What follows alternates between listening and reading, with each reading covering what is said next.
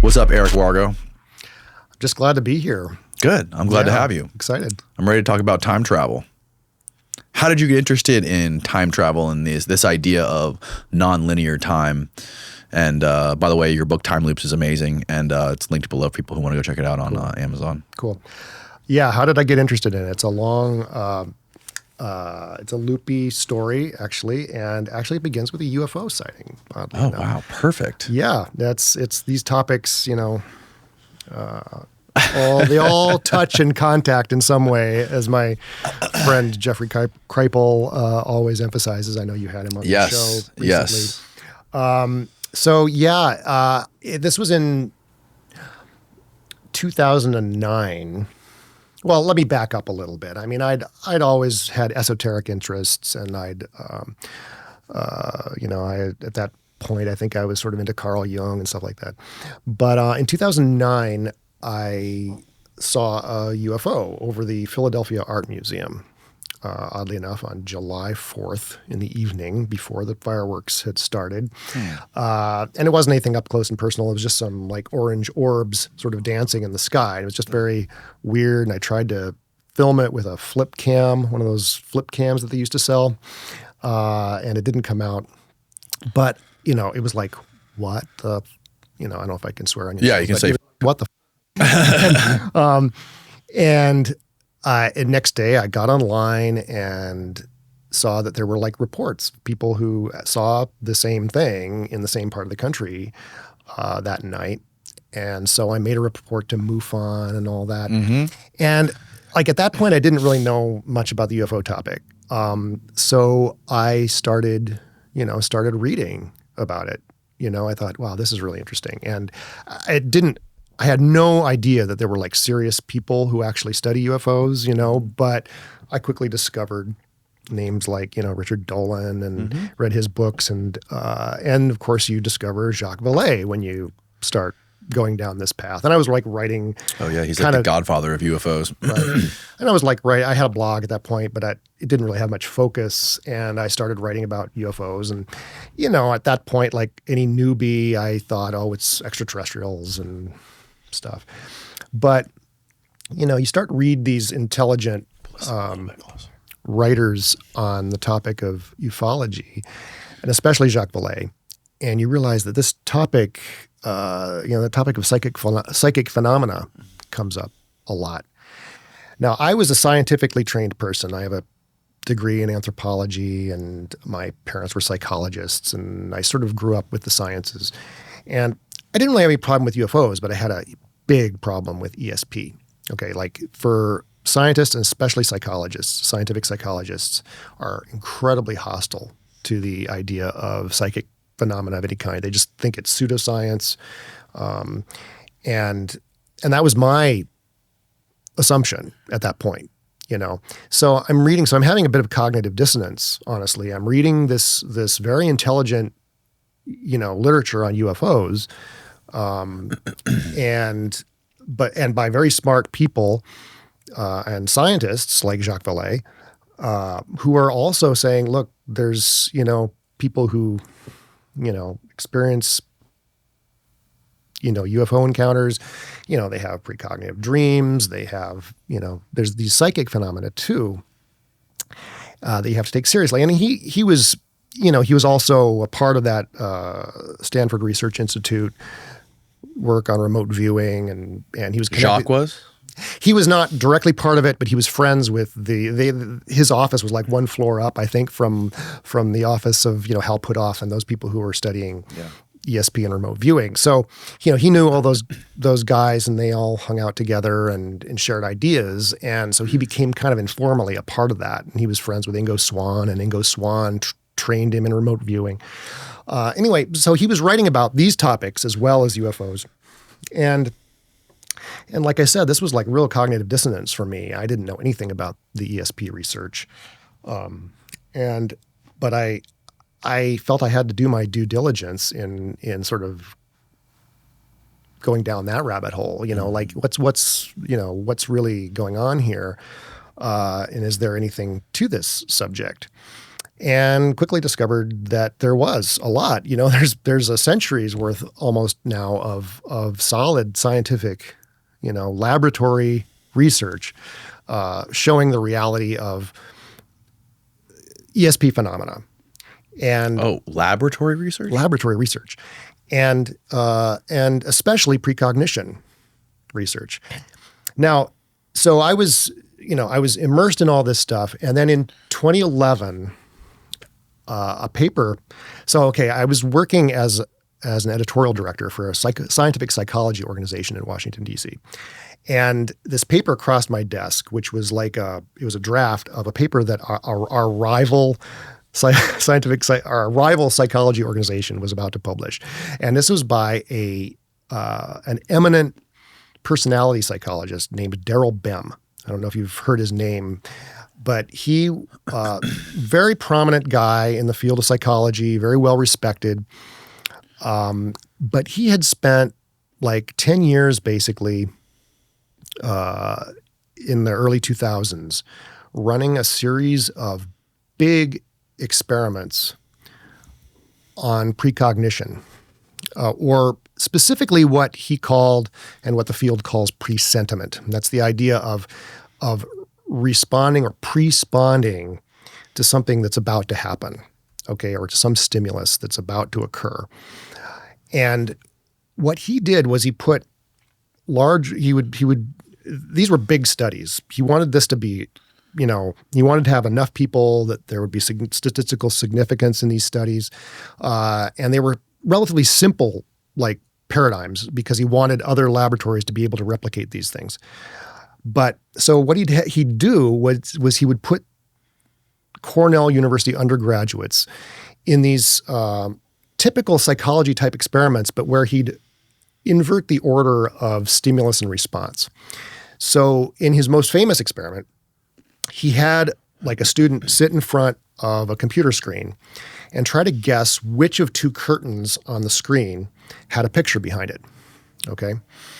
Now, it was randomly determined after they would make their mouse click which curtain had the picture. So there wasn't actually already a picture behind the curtains. But anyway, now you'd think that they would be accurate 50% of the time, which is exactly what he found when the picture that would be revealed was boring. Okay, just a boring beach scene or something like that. But when the picture was erotic, they were accurate more than 50%, which meant that somehow, there was a reward there, and they were pre-sponding to that reward by picking the curtain with the erotic picture more than they should have been able to do. Okay, and this is mind blowing. So they knew that the picture was going to be erotic? They didn't know, but they're guessing, and they think that they're just guessing randomly. But somehow they had a hunch that the picture would be behind a certain curtain. Okay, wow. Okay, so that was his most famous finding, and he actually did multiple experiments, variations of these things. There was another one where he gave students a word list. All right, this is a typical kind of memory experiment. You might give participants a word list, and then give them a second refresher on certain of those words, and then test them. Okay, and see which words they remember. All right, or you'll try to ask them well, what are the words that you saw on that list? And they would they'd be more accurate with the words that they got a refresher on. Or I'm not saying, or typically it wouldn't be a refresher. They'd do some other kind of task in which they were kind of subliminally primed with certain of those words. And anyway, they would pick out those words more than they would on the other words. Okay, well, he reversed that. So he gave the participants a word list, and then he tested them on, he said, now, can you please tell me the words you saw on that list that we showed you, a half hour ago or whatever. And then after the test, he would give them a refresher on certain of those words. And again, they did better on the words that they got the refresher on later. Whoa. Yeah. So he called this retroactive facilitation of recall as the word that he used for this. Anyway, so he took a lot of basic psychology paradigms, but just flipped them in that way. And he got statistically significant results in, I think, 8 of the 9 experiments. So this was like what the fuck is going on here? So, he submitted this to a major journal, and it went through peer review. Peer review could not find a problem with it, but the editors attached a note saying, we can't. We have a responsibility to publish this because it went through peer review, but we can't explain this. It goes against all of our beliefs, and so on. So they even had to attach a disclaimer essentially to this article. Wow. All right. Anyway, where was it? Was it published in a journal or something? Yeah, the Journal of. I'm forgetting the name of the journal. It's one of the top ranked journals. Really? in psychology. How could we search it? Just type in "Feeling the Future." Feeling the Future. Yeah, Daryl Bem, B-E-M is his last name. Feeling the Future. It's very famous now. Okay. And of course, there's 1 million people trying to debunk it. If you go on Wikipedia, there are cadres of people who just debunk. There you go. Controversial. Feeling the Future. Experimental evidence for anomalous retroactive influences on cognition and affect. Wow. I have something else here that's it's like a. Oh, this is him, Daryl. This is the same. Yeah. It's this is a list of a whole bunch of top 90 articles, and Daryl's is one of them. What was the year again that it was published? This is 2011. 2011. And then he subsequently, with some colleagues, published a kind of meta-analysis of a bunch of other laboratories that then who had mostly replicated his findings. So something like 80 or 90 separate replications, most of which got the results he got. And anyway, so, this is just one corner of the topic of precognition that I have since immersed myself in for the last decade and a half. Have there been any other studies done since then? Yeah, there's a lot of people are doing this work around the world. No, I won't say a lot. Mm-hmm. Some people have. There are a few handful of researchers in neuroscience that are open-minded enough to study this stuff, but no one can get the funding necessarily that's necessary to do a big major study on this because no one in the big funding institutes are going to take it seriously at this point because there's so much resistance to this topic. You find that with any paranormal topic. I hope things are going to change because I think honestly the way the UFO topic has opened up in the last few years, I think this may help some of these other topics. Now, I honestly have come to believe that there's no intrinsic connection between UFOs and ESP necessarily, but the fact that all these things are sort of stigmatized in the same way and kind of get lumped together under the heading of the paranormal, helps. I think what's happening in the UFO scene right now hopefully will kind of help move things in the realm of ESP research. So, but okay, so that's part of the story. In the end, I'm not honestly that interested in the scientific research because, again, right now it's like little studies and it's easy to dismiss them. Yeah. But,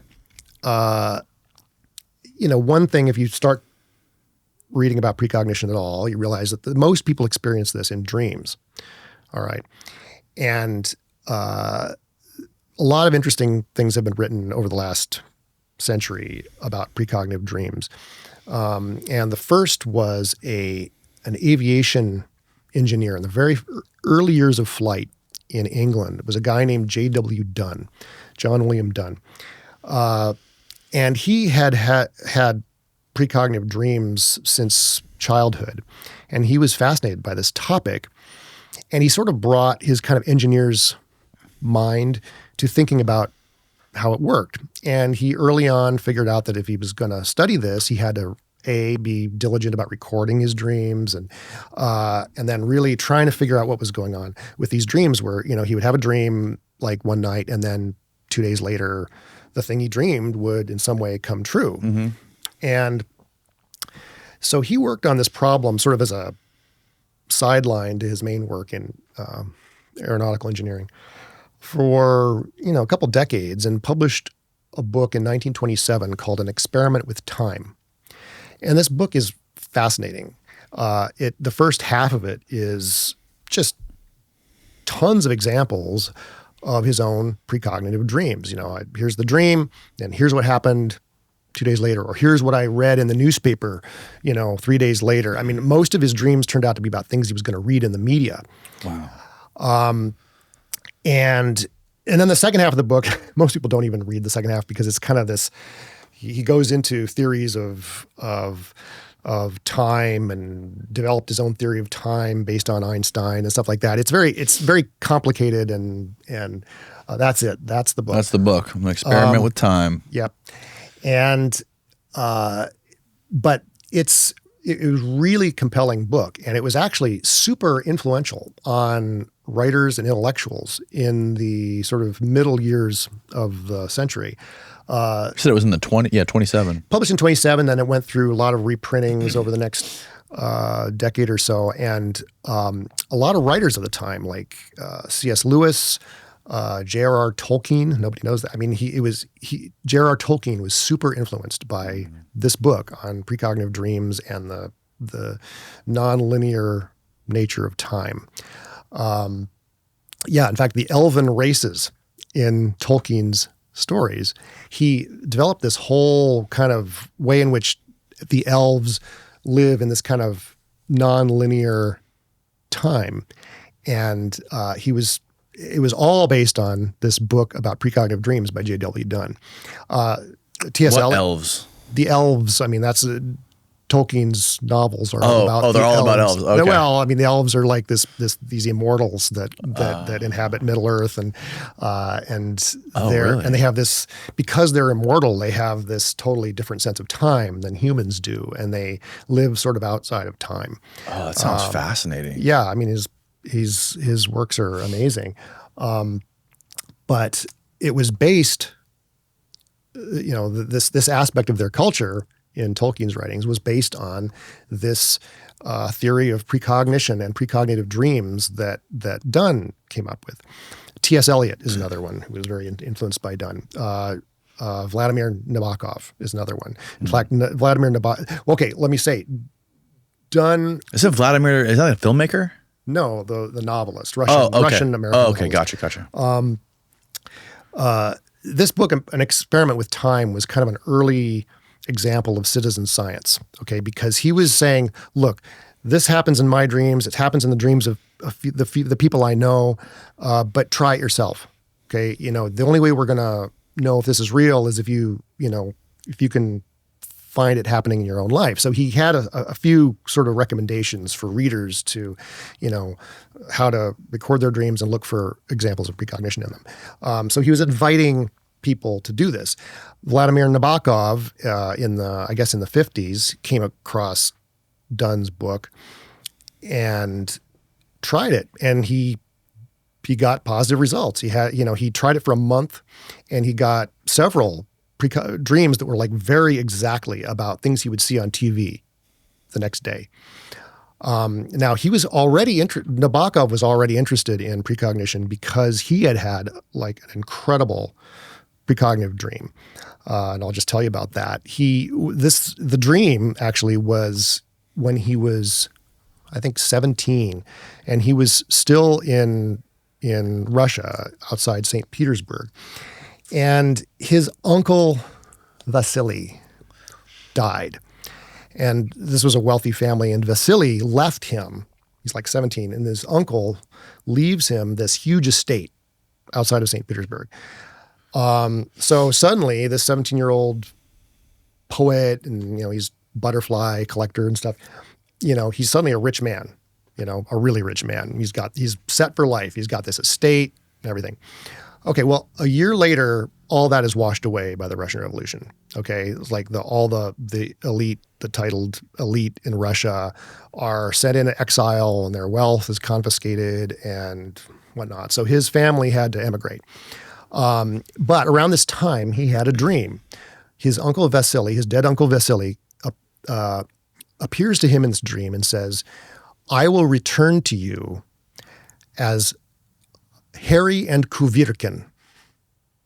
Harry and Kuvirkin. Okay, well, whatever. What does that mean? Dream mean? Who knows? Okay, he interpreted those names as circus performers. Kuvirok in Russian means somersault. So he somehow associated these with circus performers, but he didn't know what it meant. Anyway, okay, so fast forward, I think, my math may be off, like more than 40 years, I believe. And he's now living as a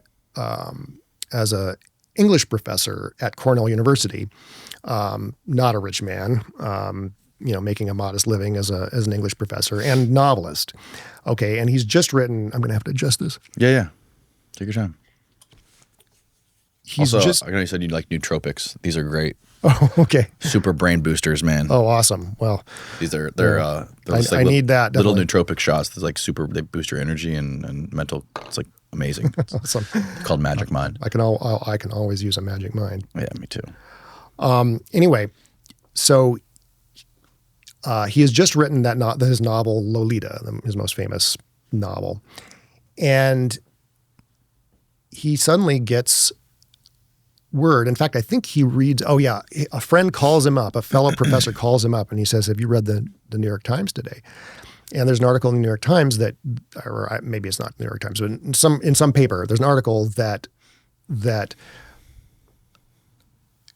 Harris and Kubrick Pictures, that's Stanley Kubrick's production company, has just purchased the rights to Lolita for this like massive sum. It was like $150,000 at that point, which was in today's money would be, huge.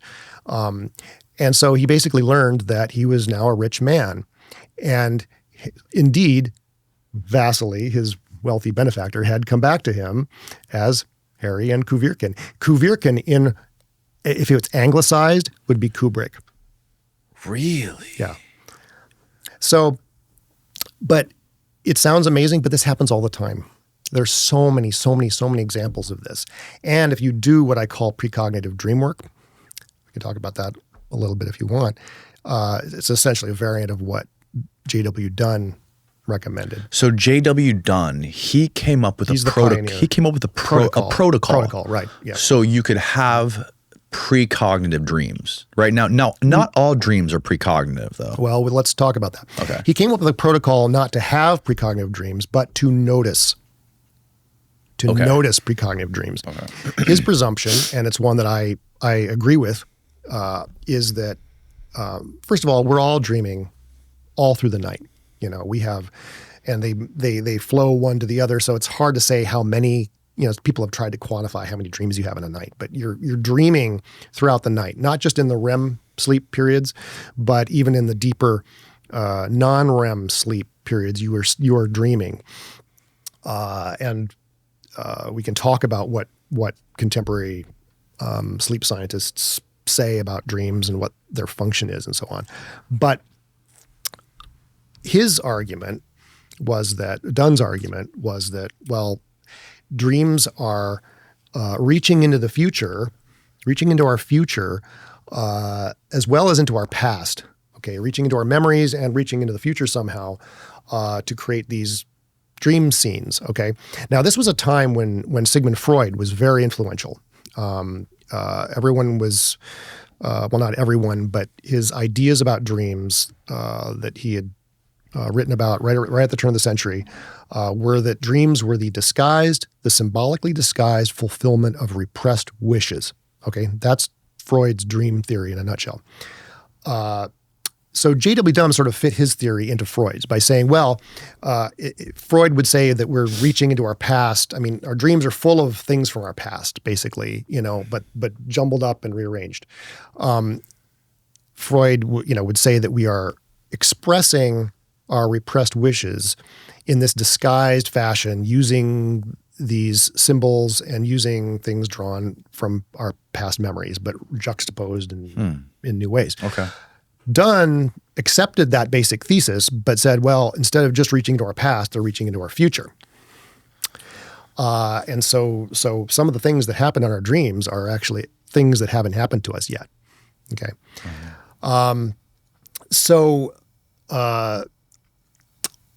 I lost my train of thought. But so Freud's basic idea was that dreams were wishes of the subconscious mind, or desires that we're not aware of consciously, but that exist deep down within us. Yes. And Dunne kind of took this and said this somehow has to do with the future. How does it have to do? What is just it? Just that what he said was that like I said, he accepted the idea that dreams are our wishes that are disguised somehow. But he's saying that the disguises are built from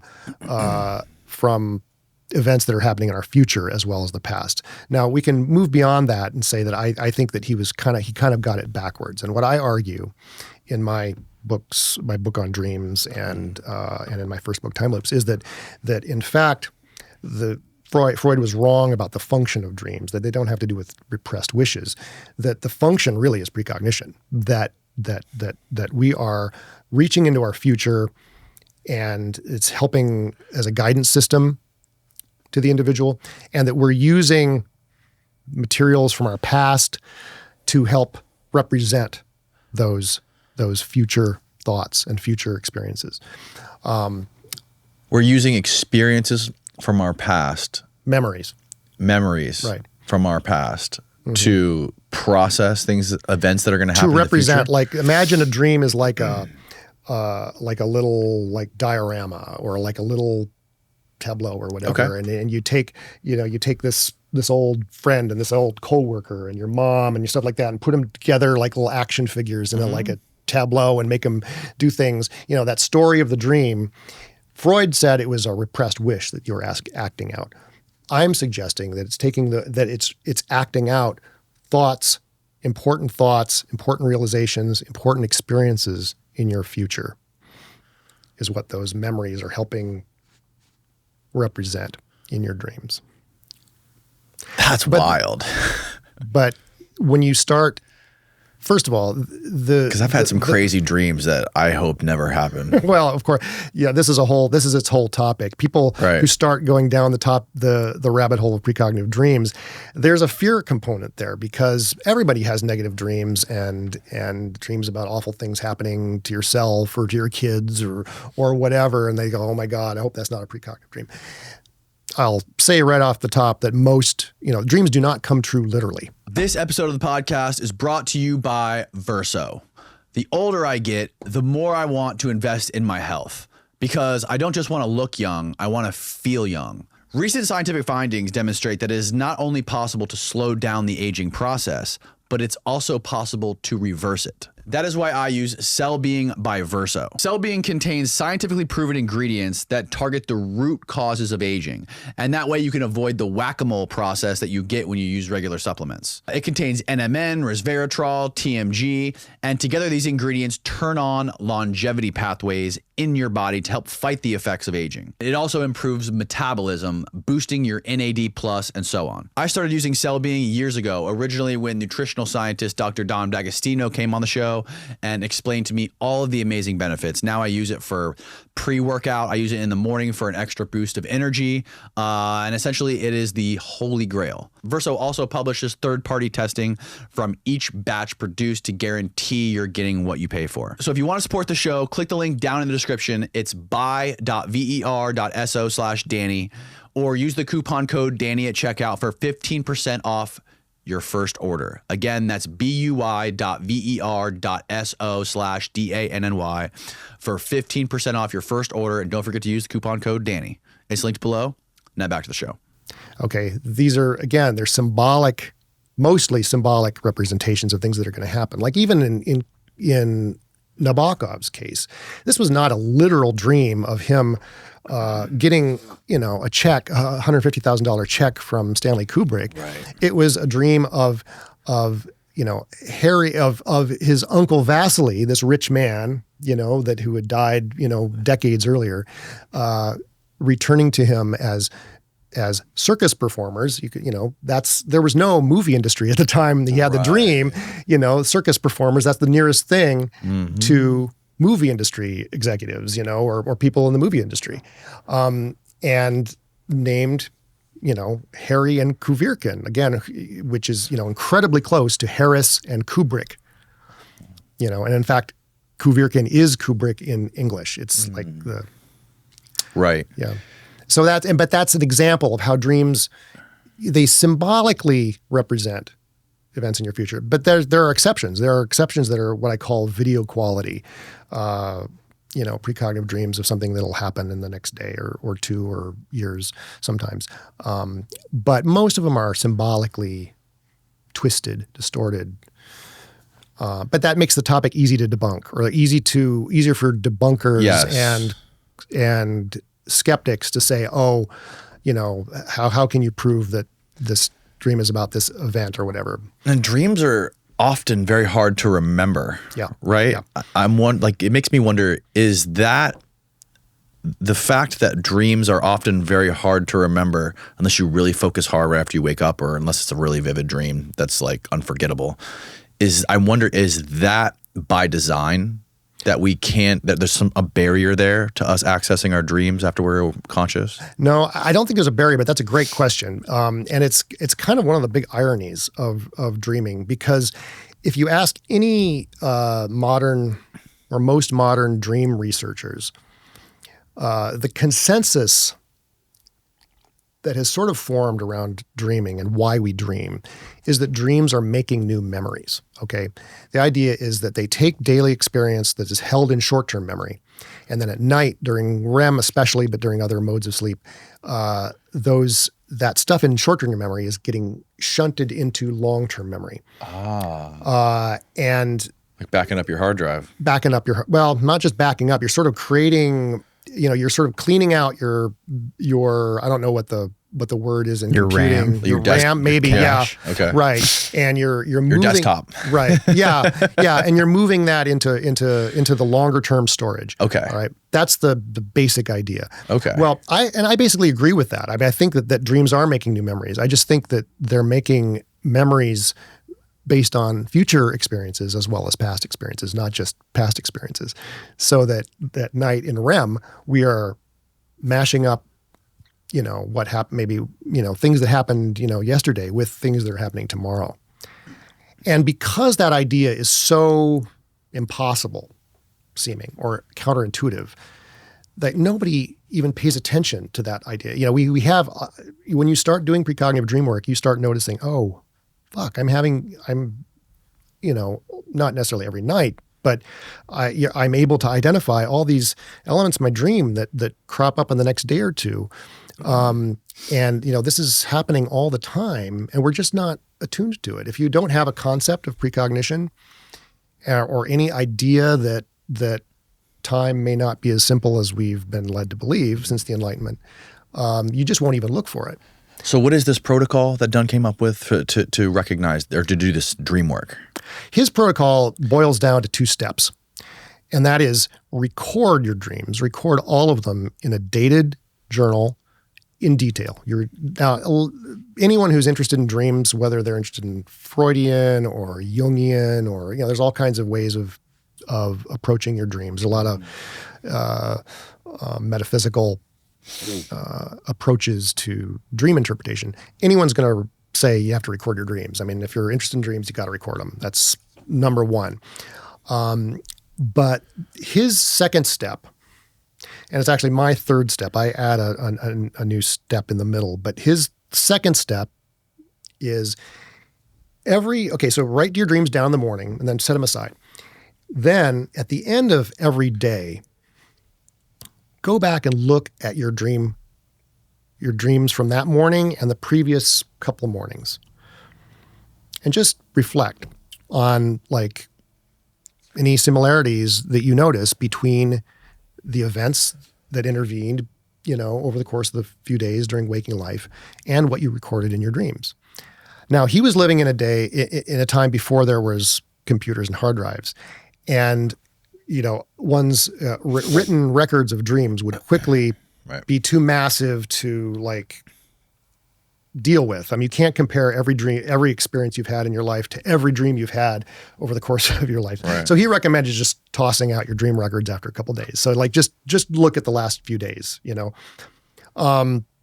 Nowadays it's easier to keep longer term dream records. You can keep in a searchable, like I've kept, you know, dream journals for decades, even long before I even knew about precognition. And you can search them on a hard drive, whatever. Really? So this is the other aspect, getting back to the biographical thing of how I got interested in this. Yeah. Around the time I was reading around the time I was reading Bam and Dunne and so on, I was realizing, oh, I've had these dreams before. You know, I had a dream the night before 9/11. You did? Yeah. I had, you know, I had other dreams that were just stunningly what I dreamed about or some variant of it would happen the next day. What was your dream before 9/11? Yeah. So I dreamed on the morning of 9/11. This would have been about 3 hours before the events. It was one of my last dreams before waking up. Mm-hmm. And those are typically the ones that are easiest to remember. Those are the ones, if you remember any dreams at all, you're going to remember the last dream you had before waking up. You're kind of awake. Yeah, you're kind of semi-awake. So the dream was this, and it's not on the surface going to sound that compelling, but just wait. I was driving down a certain street in my hometown in Lakewood, Colorado. It's a suburb of Denver. And I was living at that point. I had just moved a week before to Vienna, Virginia, which is right outside of Washington D.C. Okay, but dreamed about this street near where I grew up, and on this certain part of the street, I drove past two identical buildings with corrugated facades, like gray corrugated facades, and somehow these buildings were mosques.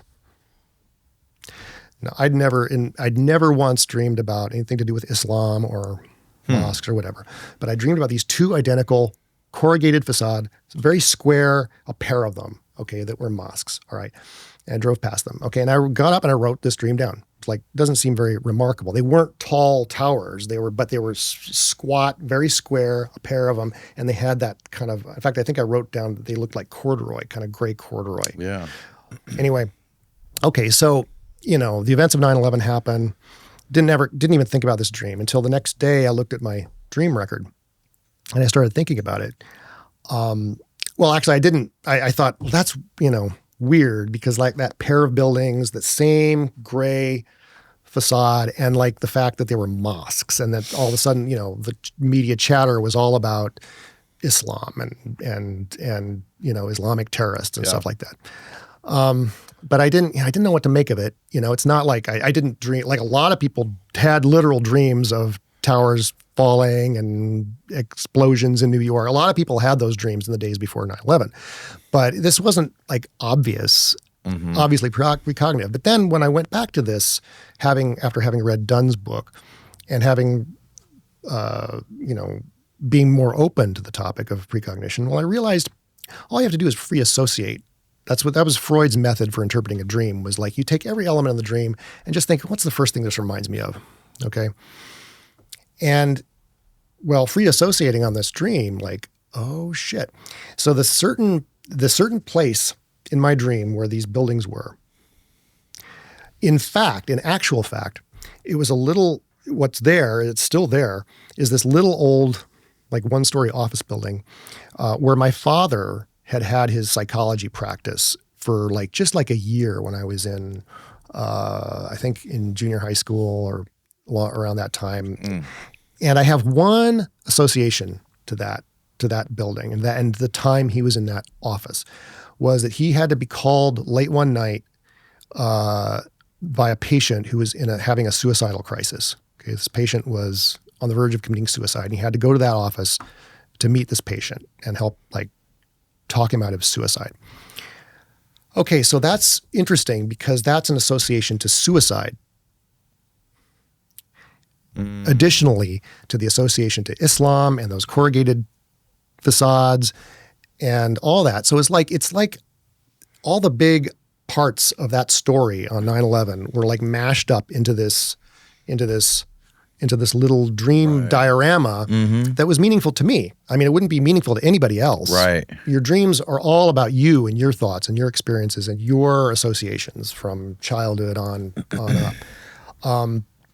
But it's not okay, that's not going to be super convincing to someone who's not a believer in precognition, which most people aren't, and B, to anyone who thinks you have to interpret your dreams symbolically. I mean, Freud went out, about the middle of the last century because scientists didn't find his approach compelling. They say, how can anyone prove that this dream means that if you have to symbolically decode it?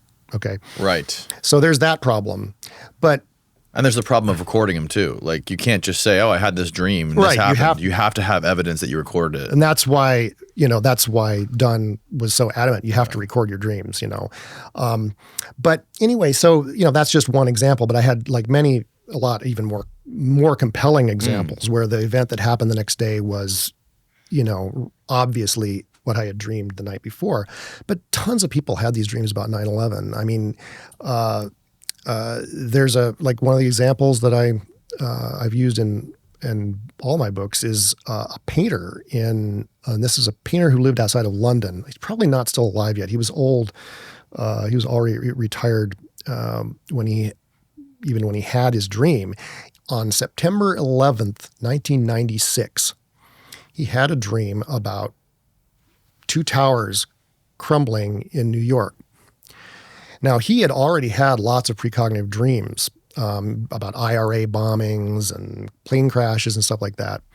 And so he knew he had already developed sort of a method where he would have the dream and he would paint it. He was an artist, and so he would actually paint his dreams in watercolor.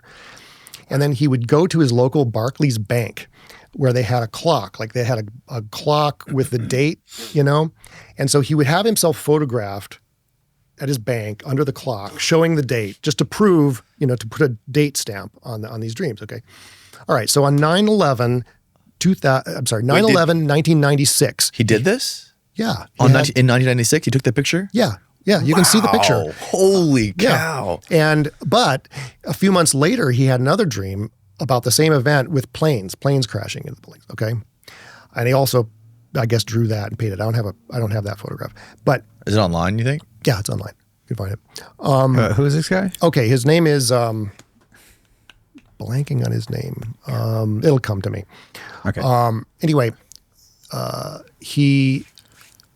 when 9/11 happens, he's like, astounded and kind of terrified, frankly, that he had such an accurate dream about this event. But like tons of people did. And that fact that he had it on 9/11 like 5 years earlier is also extremely common.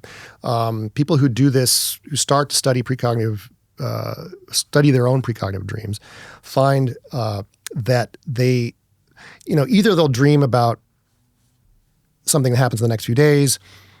Sometimes it's longer, but significant events in their lives, they may dream about exactly 1 year earlier or exactly multiple years on the same date. It's something that I call calendrical resonance. And it's very common when you start to record your dreams and keep a dated dream journal over multiple years. People who do this find that there's something about dates. There's some way in which we unconsciously keep track of dates. And, it's a very common phenomenon to you suddenly feel sad, on a certain day.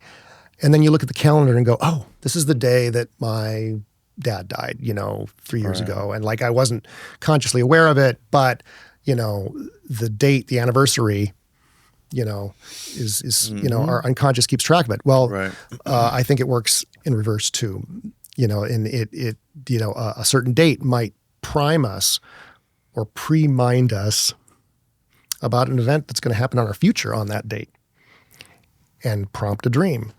I've worked with other, frequent precognitive dreamers who've noted the same thing in their dream journals. And wasn't there another guy who was an artist who was actually had rented a space in one of the towers? Yes. This is the first chapter of my new book, From Nowhere, is about artists and writers.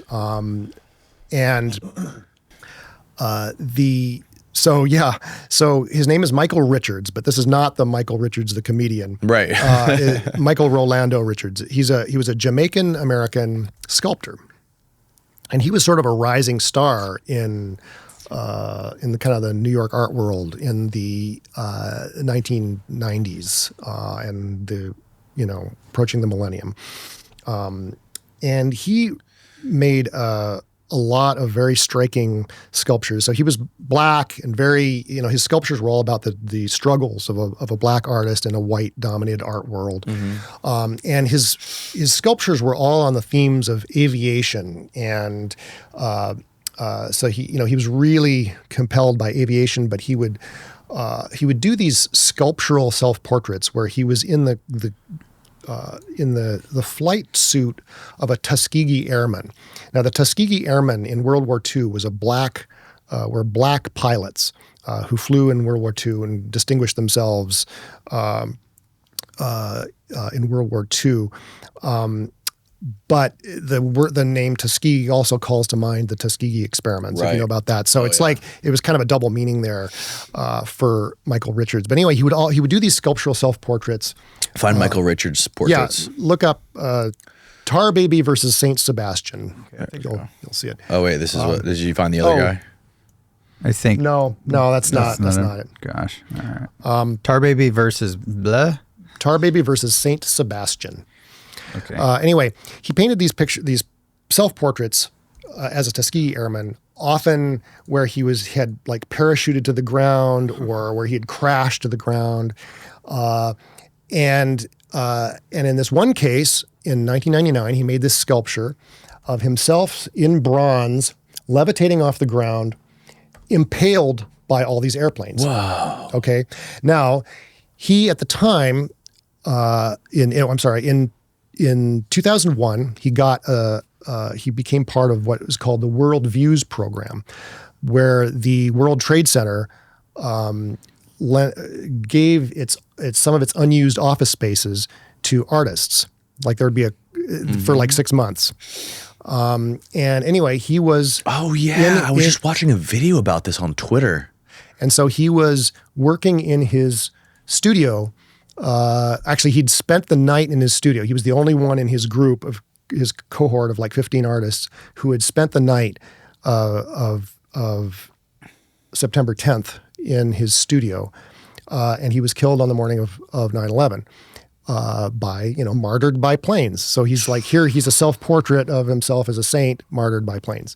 So, but my book is full of examples like this. I mean, this is a particularly striking one, but this happens all the time. I mean, this is what I'm trying to get people to take seriously in my work, is that precognition is not only real. I mean, people kind of imagine, well, okay, maybe it happens occasionally, or maybe certain things like 9/11 are so awful that they somehow ripple through space-time and can cause people to have a precognitive dream. But the fact is, 99% of precognitive dreams are about like the sink backing up at work the next day, or some relatively trivial event in your own life. There's so many crazy examples of people predicting 9/11. It's freaky. There's remember the X-Files episode? Yeah. I think it was a pilot of an X-Files. Lone Gunman. It was a spin-off series. A pilot episode of the Lone Gunman spin-off series was about some faction in the government, trying to remote control planes into the World Trade Center. But there's a million other examples too. And chapter 1 of my new book is full of these examples about 9/11. It focuses mainly on Michael Richards, but yeah, a ton of people had these dreams. Same with the Titanic. I mean, people, if you know anything about precognition, you might know that in 1898, a sea adventure writer named Morgan Robertson wrote a novel called Futility, which was about the biggest ocean liner ever, named the Titan, which hits an iceberg on an April night and sinks, and almost all the passengers die because there's too few lifeboats. So it's like exactly what happened 14 years later, in reality. But this is real? This is totally real, and totally, and he wasn't the only one. I mean, people know, if they know anything about premonitions of the Titanic disaster, they may have heard that story, but tons of people had dreams about it. Titan, if you wanted to find that, it would be called what? Titan Story, written in Morgan Robertson. Futility is the name of the novel. Morgan Robin Futility novel. Robertson. Yeah. I don't think there's going to be an interesting picture of it. I mean, really? It was republished. Okay, so the publisher republished it as The Wreck of the Titan because they were trying to capitalize on the Titanic disaster. Oh, so they reissued it in 1912 or 1913. Scroll down, Steve. Oh, you're not on. Okay, what does that say? It features a fictional British ocean liner named the Titan that sinks in the North Atlantic Ocean after striking an iceberg. The Titan and its sinking are famous for similarities to the passenger ship Titanic after it sank 14 years later. Mm-hmm. Holy shit. That's freaky. What to you is the most compelling premonition or precognitive experience that was documented, like a dream that was actually documented and proof that it happened later? Well, as far as dreams, I love the Vladimir Nabokov story. I just think that's insane. Wild. Yeah. And one of the things that it shows is that precognitive dreams can be very long range. I mean, they can span decades of a person's life. Okay, I'll give you two examples of very compelling dreams. That one that anyone can look up, and one that I've written about in my Precognitive Dreamwork book that's from a friend of mine who's highly precognitive. One of the famous public one that people don't realize is a precognitive dream is Sigmund Freud's most famous dream. It's the dream. Yeah. It's the dream that gave him the theory of to him, the idea that dreams are the disguised fulfillment of repressed wishes. Mm-hmm. Was a dream that he had in 1895, where he was he dreamed this. He was staying outside of Vienna at like a summer villa or whatever that he and his wife rented, and he has this dream that there's a party. And a bunch of his friends, his doctor friends, are at this party, and this one patient of his is at this party, and he goes up to her, and she's reluctant. She won't open her mouth or talk, and he finally compels her to open her mouth, and he looks in her mouth, and he sees these white patches on the back of her mouth, and scabs, a bunch of scabs, and he can somehow see the bones inside her nose. By looking at her mouth. And then some other things happened in the dream, and he sort of interpreted this dream as being about sort of medical malpractice issues that were happening in his sphere, because the doctors in the dream all were like having these one of them had killed or nearly killed a patient, and he himself had nearly killed a patient, and so he was having all these sort of anxieties and doubts about his work, and he interpreted this. See, the woman in actuality did not have any of these physical symptoms. She was a hysteric. She had hysterical symptoms. That's what was common at the time. What we would now call depression, probably, but his. So he interpreted this dream, yes, the dream of Irma's injection. So he interpreted this dream as being about his wish that he be blameless in all these medical malpractice issues, including the fact that Irma, that's not her real name, had not gotten better from his treatment. One of the people in the dream had told him the night before that she was not better from and he was feeling a lot of anxiety about himself as a physician and so on. But okay, so fast forward. Let's see, this was 1923, so like almost 3 decades, I think 28 years. He is diagnosed with an oral cancer. All right. The doctors found white patches called leukoplakia. People who smoke a lot often develop an oral precancerous condition called leukoplakia, and that's what he had because he smoked cigars. He was like a big cigar smoker. They had to do these like really horrible surgeries. I mean, this is like 1923, it's like where they had to cut away these parts inside his mouth, and it left him with these huge scabs. All right. And then they ultimately had to cut out his palate, all right, inside his mouth.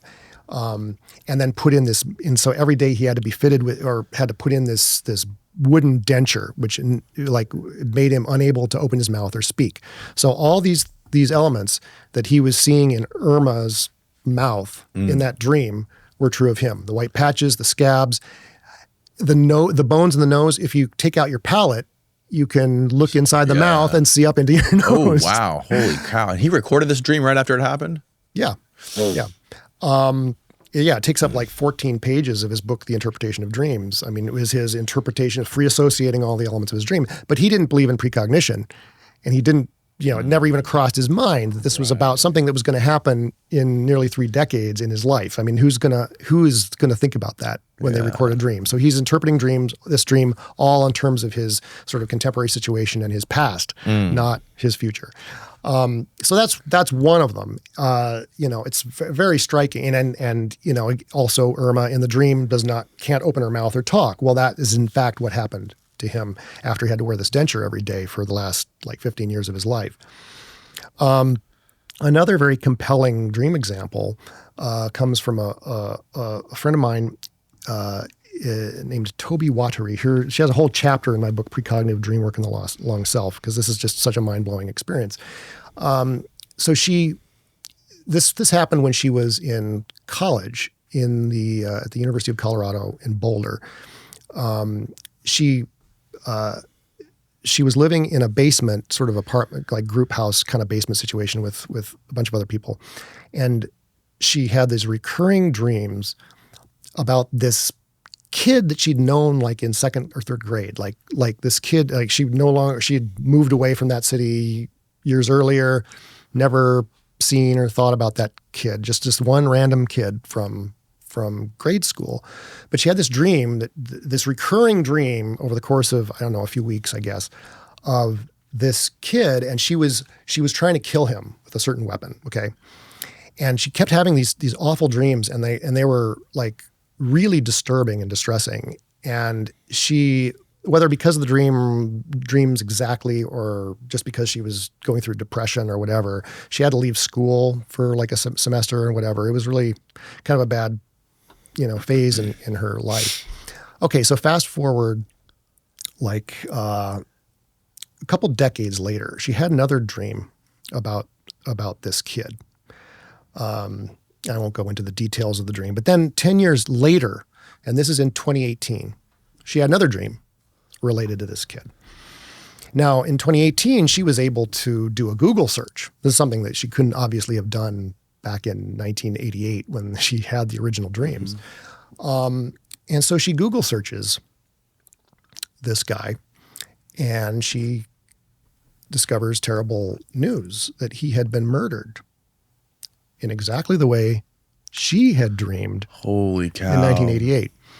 And that the date of the murder, she had been, like me, she had been keeping a detailed dream journal for years and years by this point. She happened to be interested in dreams and was interested in Carl Jung and stuff like that. The date of his murder was exactly the date of that second in-between dream that she had, like about 20 years after the initial dreams. It was not the same year, but it was exactly the same date of the year. And okay, so that but it gets better. So it occurred to her, so she's like, what the fuck is going on here? So she, among other things, decided to Google her classmates that year at the University of Colorado in Boulder. And one of those classmates was me. I was one of her housemates. She was a friend of my girlfriend. And we had completely lost touch after college. She did not know, and what she found out when she Googled me was that she thought that I was an anthropologist because I'd gone off to graduate school after college. Well, she did not know that I had been writing about precognition and had just published, like literally a couple days earlier, I had published my first book, Time Loops. So she, she reads my blog, orders the book, and discovers, holy shit, I'm a precog. I mean, that was Phil Dick's word for, someone who has, recurring precognitive experiences. And she suddenly realized that, wait, a lot of her dreams, she'd been chalking it up to synchronicity. That's the term that if nobody knows the word precognition, they'll think, oh, this is synchronicity somehow. Yeah. So she had all these dreams that would come true the next few days or later. Anyway, so she then reached out to me, and then we started like sort of working together, like figuring all this out.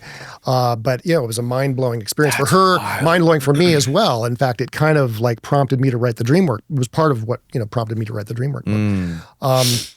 But amazing experience. And she's like very, very like smart about this whole topic. She had already sort of figured out a lot of aspects of precognitive dreaming and how precognition works. And so she's been an influence on me, definitely. Are there any records of precognitive experience, like conscious thoughts, not dreams? Because I had something like this happen to me like a week ago. Oh, okay. Craziest thing I've ever, I was telling everybody about it. My wife was like blown away. So there's a guy, one of my dad's close friends, he's been friends with for 30 years. They work together at the post office. I've known this guy my whole life, right? It's one of my dad's close golf buddies. He's called me maybe 4 times in my whole life for various reasons. Mm-hmm. Who knows? Like maybe to borrow my golf clubs or something to go golfing with my dad, or whatever. Mm-hmm. 4 times in the 25 years I can remember knowing him. Mm-hmm. I was driving home one day from the studio, and I was thinking about something, and for some reason I was thinking about people's reaction to something that I was going to do, right? And this guy's voice popped into my head, and I was thinking of how would this guy react to this? And I never really think about him either. Like he's not a guy I think about often. Mm-hmm. And I was like, I heard his voice reacting to something that I knew he was because I knew I was going to see him sometime in the next couple of weeks or whatever. And I was like imagining what his reaction would be to seeing this thing.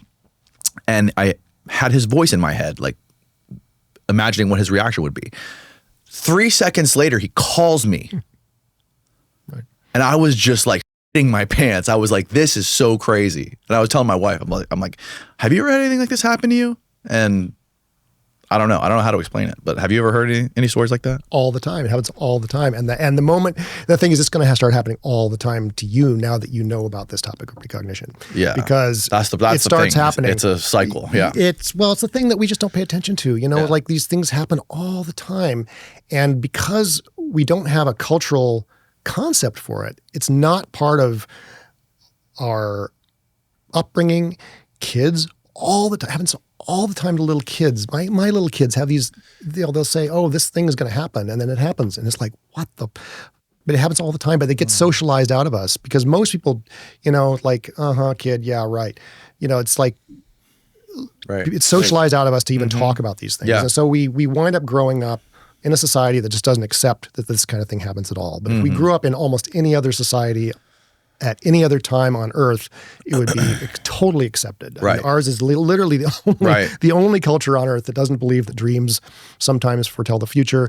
And yes, it always happens in waking states. People are most aware of it with dreams because the most famous stories are from dreams, but happens all the time. Exactly what the kind of thing you're describing just comes into your head. And that's what the new book is about because I'm talking about inspiration, like the idea of ideas that come from nowhere. The title of the book is From Nowhere. Thoughts that just pop into our head. For artists, they pay attention to those things. That's where they get their ideas. So the muse. The muse, or different cultures have had different words for it. Yeah, the Greeks had a lot of words for it. The muses, the demon is one word, but. And every culture has ideas about where ideas come from. It may be from the Lord, it may be from the gods, it may be from the muses or spirits, the spirit world, or whatever. I mean, every culture has theories about this. I know you've had Diana Pasulka on your show, and she writes about tech people who think that they get ideas from the non-human intelligences behind the phenomenon. That's a new kind of variant of a very old idea that that our thoughts come from some external source in the spirit world or whatever. Yeah, there are people talk about a protocol you can follow where you can open up a portal to channel some sort of download, right? Some sort of creative download or inspirational download that can help them in what they're trying to ultimately achieve. Stephen Pressfield writes about this too. He has a book called The War of Art. He talks about channeling the muse. He's a writer, and he talks about, he spent his whole life writing, and talks about how he was a failed writer most of his life until he came up with The War of Art. And the muse, essentially, he talks about like showing up to work every day, sitting down and putting pen to paper. And he goes, every day, I have to sit down and I have to start writing every day. I don't know when the muse is going to show up, but all I know is I have to be disciplined to sit down, start writing, and then maybe an hour later, maybe 2 hours later, the muse will arrive. But you have to sit down and do the work first. And he also talks about a thing called, he talks about, what's the word he uses for it? It's like distractions or something.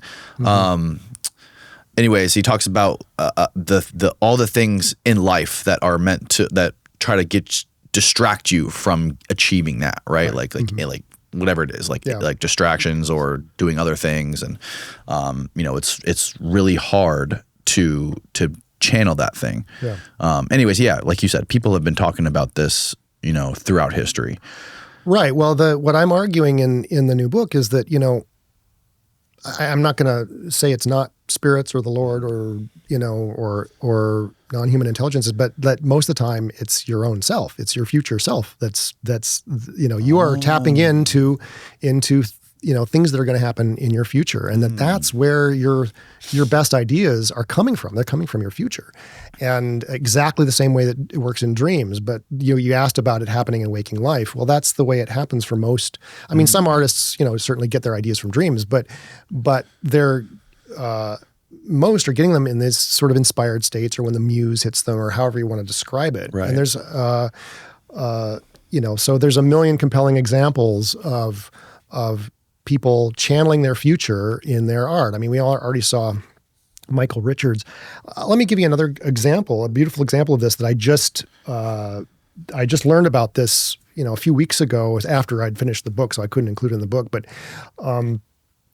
this was a guy named, I can give you his actual name, Kevin Archer, because he wrote a blog post about it. A really beautiful little blog post. Where I had known him, or we had been communicating a few years ago, because after Time Loops, he sent me some of his precognitive dreams. He'd had a few really interesting precognitive dreams. I used one of them as an example in my Dreamwork book. But he this story was not a dream. So this starts when he was 10. Okay, he was in school he's in England, and I'm not sure exactly what grade that equates to in the English school system, but he was, I guess it was the last year of primary school or whatever. His teacher assigned the class to imagine that they were some ancestor of theirs in any kind of historical period, and to just write a story about being that ancestor. So this guy's name is Archer, and he said he'd always wondered about where that name came from. Okay, so he writes this story. He's just thinking this up. He writes this story where he's a bowman, an archer on a medieval battlefield. Okay, and he sort of describes the armor he was wearing, and describes the scene of the battle and all that, and describes that this ancestor of his, he describes how he had prevailed as a bowman so successfully that the king said, from now on, you must call yourself Archer. Okay. So, the teacher apparently talked to his parents and said, this was such a good story. I felt like I was transported into medieval times, whatever. Okay. So fast forward 40 years. Okay. He's now about 50, and his young daughter is asking about her heritage. And so he, again, he's now in an age where you can look these things up on the internet rather than, which wasn't the case, 40 years ago. So he starts doing a little genealogy research, or not even doing the genealogy research. He just immediately finds online that one of his distant cousins had been doing the genealogy of his family, and had like a vast spreadsheet of the Archer family. Okay. Well, the very first entry of this spreadsheet he sends him is the story of this bowman in Henry V's army at the Battle of Agincourt in 1415. And this ancestor was named Simon de Boys. All right. And if you know anything about the Battle of Agincourt, it was won partly because of the English bowmen. They were vastly outnumbered by the French in this like forest or near a forest, but their bowmen were superior, and that the archers sort of won the day. And it's a very famous battle, and Shakespeare's Henry V, the famous speech, we band of brothers, that comes from Shakespeare's story about the Battle of Agincourt and Henry V. Anyway, so the very first cell in this spreadsheet about this guy's genealogy explains how Simon de Boys, was so successful as an archer or as a bowman in the Battle of Agincourt that Henry V awarded him an annual stipend of like 5 marks or whatever, which was a pretty good salary, on the condition that he change his name to Archer. Huh. Okay. So it's exactly That's what he wild. wrote about Yeah. randomly at age 10. Now, he, like any person who's at all skeptical, and you should be skeptical of these stories, he immediately reached out to his parents and said, "Did you guys know any of this history about our name? Had you ever told me this? Am I just imagining that I didn't know this at the time?" And they were just it was as new to them as it was to him. He never knew this history.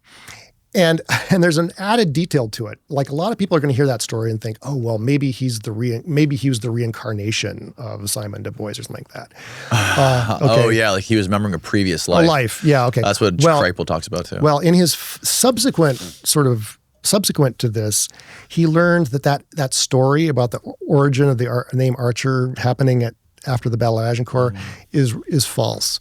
That actually the family name Archer originates a few decades before that battle, and it wasn't that story at really? all. So it's not, he wasn't like remembering some past life, because that was actually kind of fictional, or it was a fiction that he wrote, or a bit of kind of legend or folklore that he read.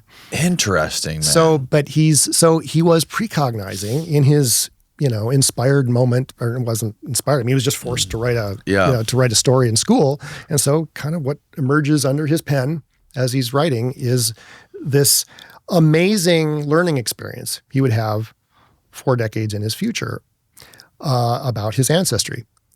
It's just a lovely example of what I think happens all the time when artists are working, whether it's, getting that kind of random out of the blue, oh my God, this new idea, comes landing in your head, or whether you're just doing what you described, which is just kind of the work of sitting down and like forcing yourself to work. I'll give you another example that's, I think some people are going to like raise their eyebrows at this, and I would love to hear people's reactions to this, but, so I was watching. So I'm obviously, when I read artist biographies now, or when I learn about an artist's process, I'm always kind of looking for possible examples of this. And so I was, a couple of years ago when it came out, I was one of those people just utterly blown away by Get Back, the Peter Jackson's series about the Beatles and their creation of their penultimate album. What was it? Let It Be. Mm-hmm.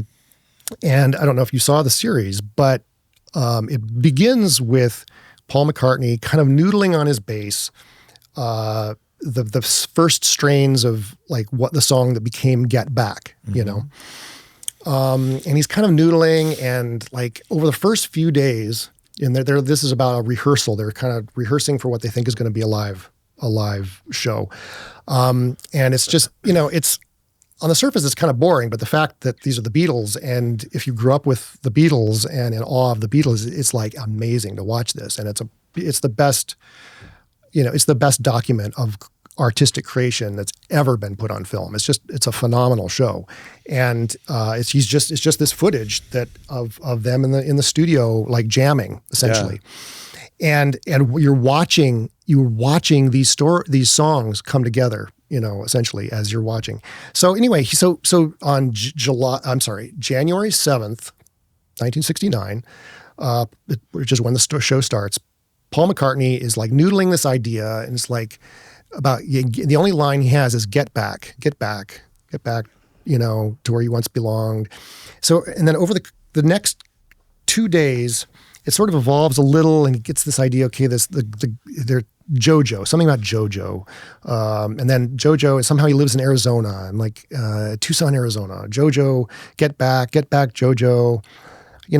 They're just kind of like, they're all kind of just playing around with this idea and like, whatever. And then on January 10th in the morning, there's a book, by the way, that goes with this film. And so you can read the transcript and everything. It's amazing. So on the morning of January 10th, 1969, they're noodling this idea. John Lennon tosses out there, but he knew it wouldn't last. Okay. So that's another new line in the song. Okay, whatever. Okay. So that day at lunch, George Harrison leaves the band. He walks out. He stands up. He's so exasperated with like all the disagreements between his band members. There's a lot of frictions. Paul's being very bossy, and he feels George is just feeling unappreciated. So he walks out and he says, "See you around the pubs." So that's the big cliffhanger ending of the first episode of Peter Jackson's series. And so what transpires is over the following week, the other three Beatles all the four Beatles had to convene at Ringo's house to convince George to get back. And JoJo sounds a lot like George. And Harrison sounds a lot like Arizona. So I think Harrison sounds like what? Arizona. I mean, the only words he had at this point were JoJo and Arizona, Wow. So, is this precognition on the part of Paul? Is he kind of channeling this kind of important upheaval that's about to happen in his life, that George Harrison's going to walk out of the band and they're going to have to like do some real, do something big to convince George to get back to where he once belonged, and there's more irony here. That line, get back to where he once belonged, actually came from a song that George had written called Sour Milk Sea. And it was a song about getting out of situations that you don't want to be in because they're not satisfying. And he'd just written this song, and he'd given it to another artist to record. So basically, Paul McCartney had essentially stole this idea from George, who was already disgruntled. Oh my God. About get back to where he once belonged, and then creates this song. And of course, it never would have occurred to any of the Beatles that that's what this song was about. They kind of the song then evolved, and they even thought, well, maybe it was somehow about immigration and stuff. There's a lot of theories and whatever. And then there's another character they added and all that. None of this would have ever been conscious.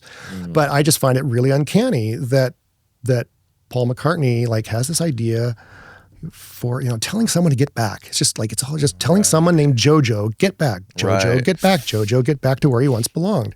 That's fascinating. And then in literally 3 days that he is in that situation of having to convince George to get back to where he once belonged. Right. So anyway, it's an example. This is not one of the main examples in my book because I think people are going to go, yeah, but if you're at all open to the suggestion I'm making that inspiration and creativity might often involve these kind of precognitive, the muse. upheavals in our future. Yeah, that's really, really interesting. It's is it any way this precognitive or this precognition, is there any ties that you've found to remote viewing? Because I had this guy on here a couple times. Mr. Morehouse was on the show, and he got he was overseas training, and I think he was an Army Ranger, and anyways, he got shot in the head by a stray bullet, and he was wearing a helmet, luckily, and crazy concussion, knocked unconscious, had a severe head trauma. Came back, had to see a psychiatrist, and they decided to do a bunch of tests on him, and then they submitted him to Project Stargate. Yeah. In the CIA to do remote viewing. And he came on here and he walked us through how they do remote viewing and the whole protocol. And it's crazy because it's not something you can really measure or duplicate, with the scientific, doesn't path scientific method muster. But it's insane that our government would spend so much money on it if it wasn't real. Oh, it's totally real. I mean, the question... This is the whole battle between science and the supernatural. The thing is, it's not it's not supernatural. This is just an uncharacterized factor of human cognition, and we don't know how it works because we are stuck with Enlightenment, models of causation and causality that really were inherited from the Enlightenment, but they have really outworn their usefulness. I'll say a couple things. Yeah, the remote viewing stuff is fascinating. There's an argument about whether remote viewers, there's the sort of mental model we all have of remote viewing or clairvoyance, as it's sometimes called, as, somehow seeing things across space, okay? Right. Seeing things that are happening simultaneously with us, but they're happening, in another room or another country or seeing into that closed envelope, okay? They can also go across time, though. Well, that's the thing. Yeah. And there are great examples from remote viewers where they're actually seeing things that haven't happened yet. Right. Paul Smith is another remote viewer who is in the Stargate program, and he writes about several fascinating examples of, in one case, is the end of the day on Friday, he gets this, he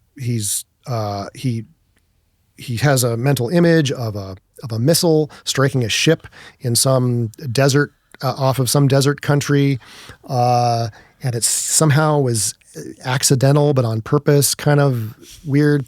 It wasn't corresponding to anything that was going on in the world at that time, so he just kind of filed it. That Monday, one of his colleagues called him, say, "Have you looked at the news today?" And it was the strike on the USS Stark in the Persian Gulf. Wow. And I think it was Iran, or I forget, it was Iran or Iraq, struck the ship, and it was supposedly accidental, but there was an idea that it might have been on purpose. Anyway, so he was seeing this event that was about to happen in the future. Okay. But there is a debate among people who study this stuff whether maybe remote viewing is all precognition. That is to say, if you're going to get feedback in the future, if you're going to learn the truth in the future, are you in fact seeing across space? Are you seeing into that envelope, or are you seeing your future moment when the contents of the envelope are revealed and you get that excitement that, oh, I was right, it was this thing. Are you seeing that moment in time in your biography? So this is a disputed thing, and a lot of remote viewers would push back on that. But yeah, but some argue that that's what it is. Edwin May has argued compellingly that it's really all precognition. I think Russell Targ too has always kind of suspected that a lot of it might be precognition, and so this is a debate in the field of remote viewing. I would imagine that they still, if this stuff, there's so much evidence and there's been studies on it, like you pointed out earlier, that it has to be being still used to some extent if it was used, like that in the 80s and the 90s. Absolutely. Yeah. The question is, though, that if it is precognition, that changes its value in intelligence gathering, because if you can always, the feedback you get can always be false, right? I mean, you can get feedback from the news, but the news story might be wrong. So if you're precognizing like a news story or precognizing information that you get that may be manufactured or fictional, because a lot of what people precognize is fictional things. TV shows like Vladimir Nabokov. I mean, he was precognizing scenes in TV shows that he was going to watch. People often precognize movies. I've got tons of examples in my book of precognizing some striking scene in a movie I watched the next day. Is there any way to focus it? Yeah, that's a good question. Yeah, some people would say definitely. Another person who studies precognition, she's a neuroscientist, Julia Mossbridge. I don't know if you've heard her name. She's very much about developing ways to focus this using sort of the remote viewing style protocols to focus your precognition. Right. So certainly there are ways to focus it. I've not been so interested in focusing it. I'm not really in the end that interested in developing precognition as some kind of new superpower or whatever. I think I'm more interested in what it reveals about just spontaneous precognition, what it reveals about what I call the long self. That is to say, the fact that we are four-dimensional creatures extending through time, and that somehow we are in contact with those future moments, the same way we're in contact with our past via memory. I just think precognition is just memory. It's all memory. So, and Moving forward. Memory goes in both directions. It doesn't just go in one direction. I wanted to say one of the reasons that people have such a mental block about this stuff, it goes back to the Enlightenment. One of the rules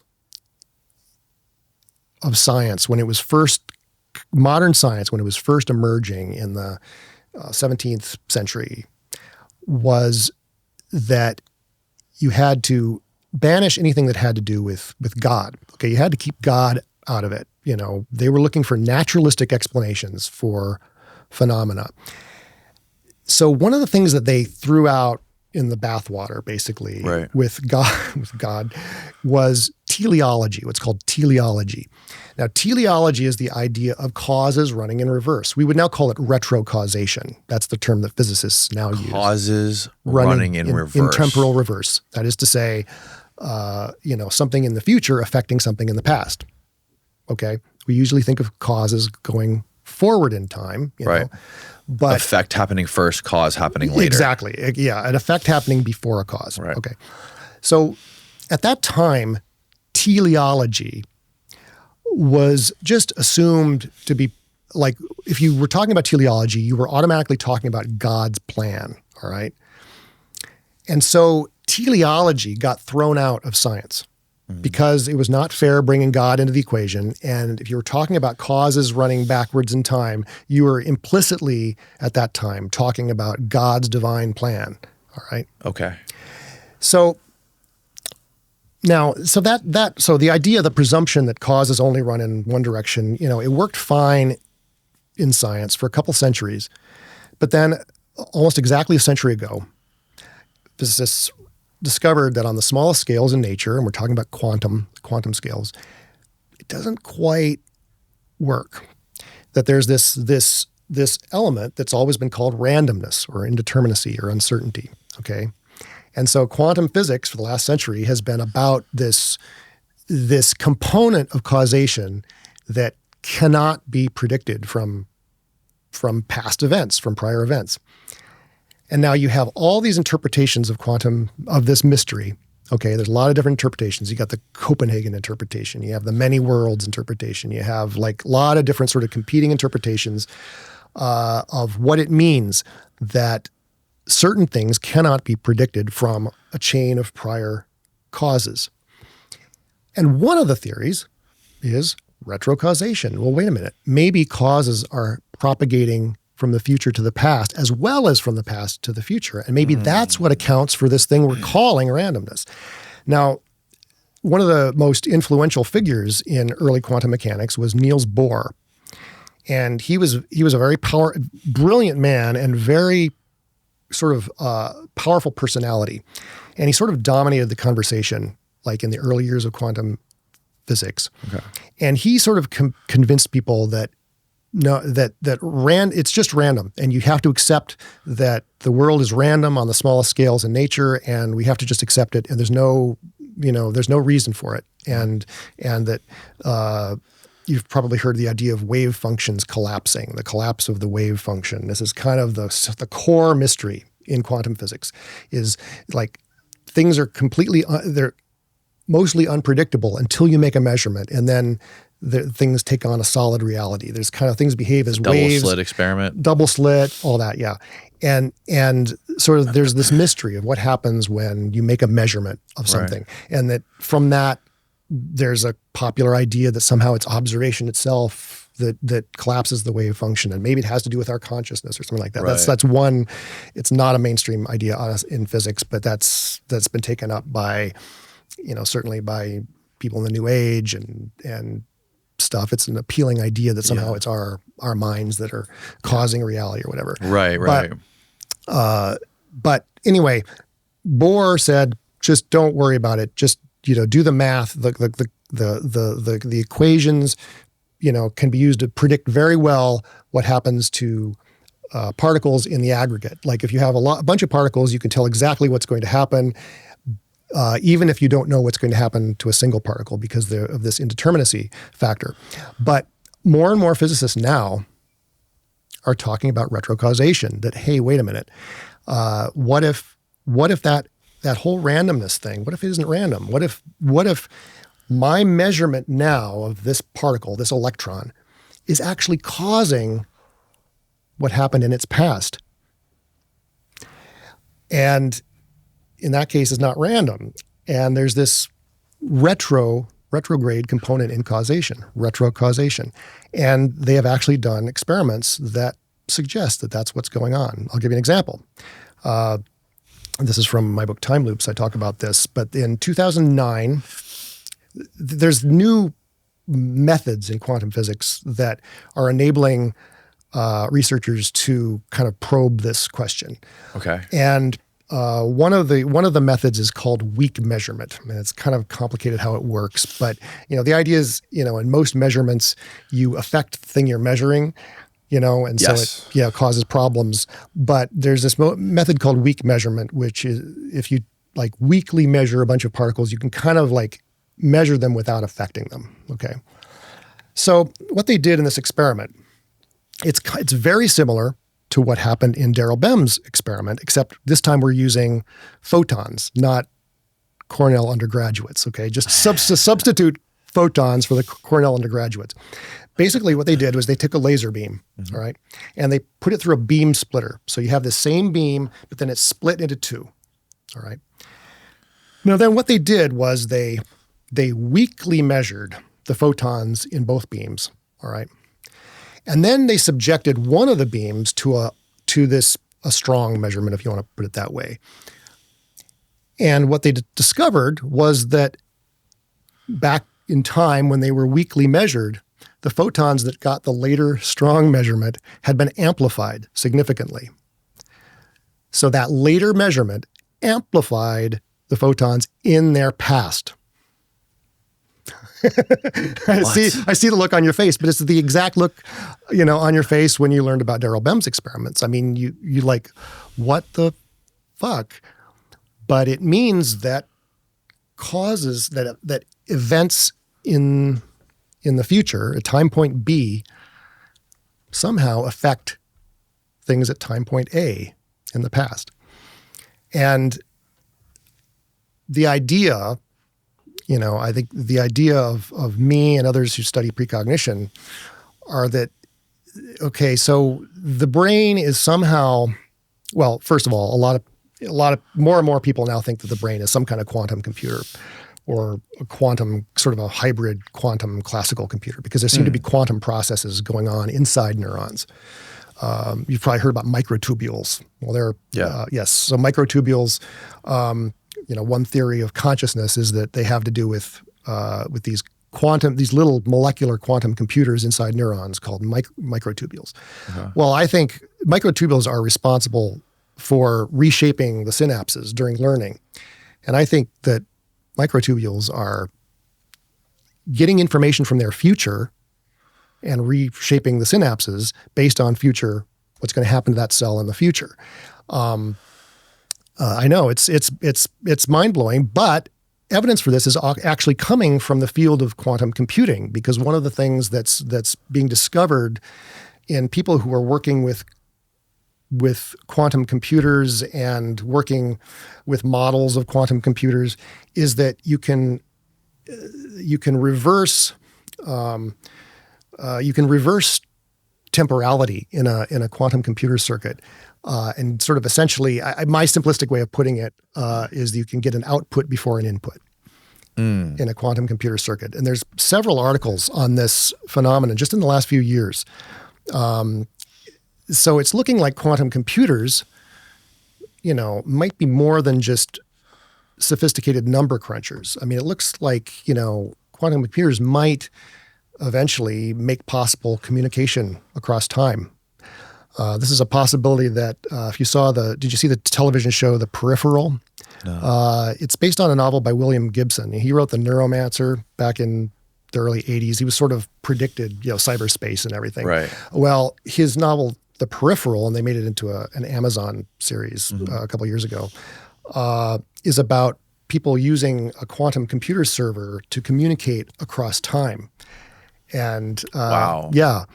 And so, but that if what's being shown in these early days of quantum computing, if it pans out that, this is, this isn't about sort of spatial non-locality. You'll hear that word non-locality a lot. It's about temporal non-locality.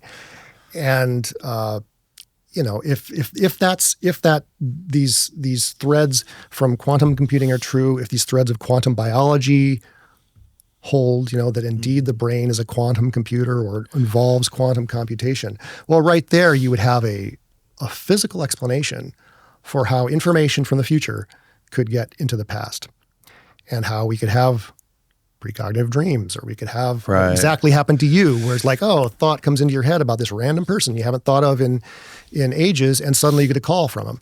What if this is always happening? Right. What if this is always happening, and that that's kind of a part of like a guidance system, or the analogy I draw in my Dreamwork book is to imagine the usefulness of something like this in like a safety device, and so I imagine my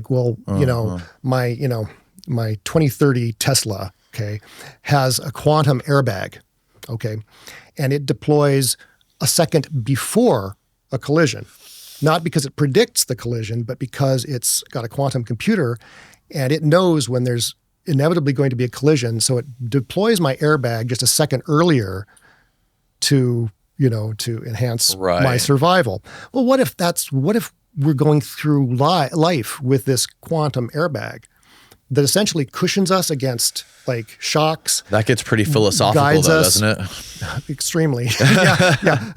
I'm hoping we run out of time before we have to talk about free will, because the free will question is so, it hovers over all of this. But how does that change your life when you know that everything that's going to happen in your life is already predetermined? What does that even mean? Well, right. That's a great question, and I can't answer it for you, like just sitting here. I mean, I've addressed this in my books. I talk about it a lot in the new book.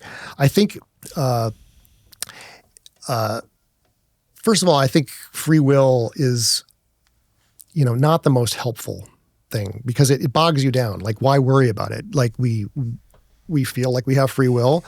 My actions right now affect the next moment, affects the next, our action, we can't escape what we experience as free will. Some bored philosophers keeping them busy. Right. I mean, essentially it is. I mean, so my tradition, my spiritual tradition, I would say, is Zen. All right. And one of the things that comes through again and again in Zen enlightenment experiences is that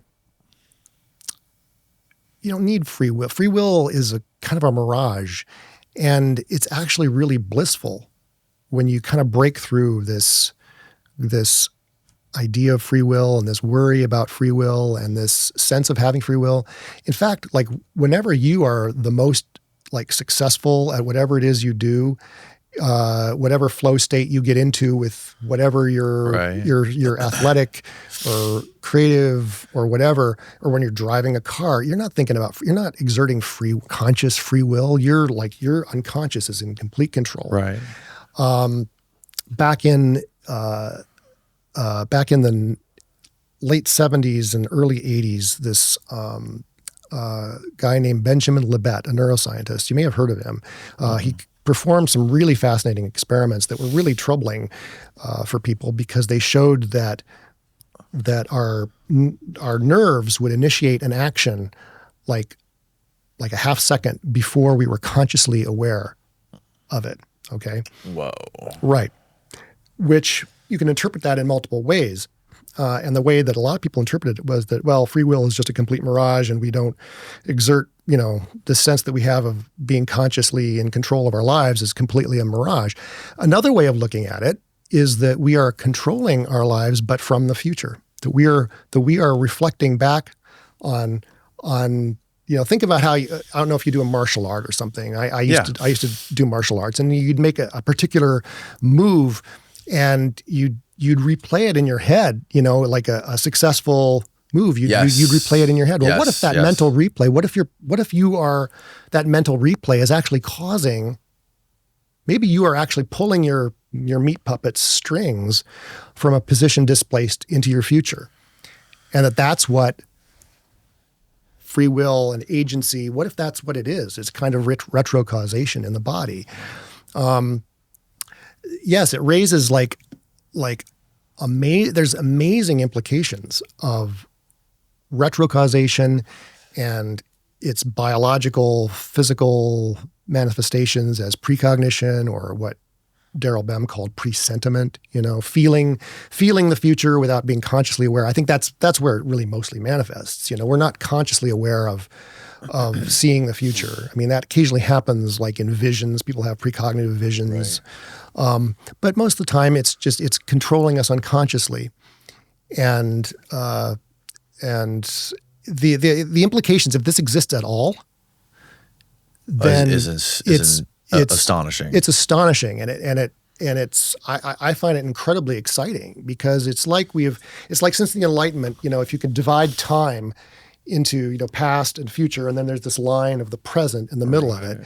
All we've been looking at causally for the last 3 centuries in the Enlightenment is this left half, but there's this whole right half, the future, that is, I think, and a growing number of physicists even think, is influencing our actions and influencing what happens in the physical world, that we just have had a mental block to, because we threw out teleology with God, 3 centuries ago. Okay, so time loops. It's kind of hard to conceptualize. So we got here some of your infographics that explains how this works. So it says a time loop is a causally circular formation in the block universe. An effect retro influences its own causes. Okay, so on one side, so you have a line going through the center of this loop, right? And and then the line represents time going forward from the present to the future. Mm-hmm. And on the left side of it, we have information traveling backwards in time, carried by strong emotion. And on the right side of the line, we have another curved arrow that is freely willed actions that lead to future outcomes. Okay. So if we were thinking about the Daryl Bem experiment, that would be a good example. Okay. Clicking on a curtain and suddenly being rewarded or seeing an erotic picture, that's a reward. Yes. That's like acting like one of, a treat if you were training a dog or a dolphin, give them a sardine. It's like, right. it's like a reward. It's those little rewards, somehow, we don't know the mechanism, but somehow those rewards travel backward in time. Not only rewards, but also traumas of various kinds. So that's why, people often have, if they're aware of precognition, it's often in the context of having a dream about a loved one's death, for instance. Okay, this is interesting when you look at it this way, because this is not how I was thinking about it originally.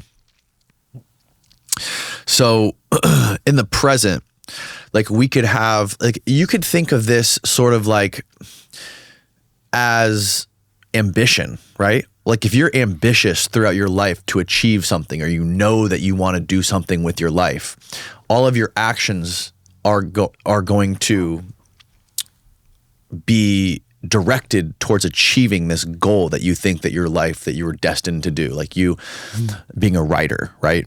Or me doing podcasts.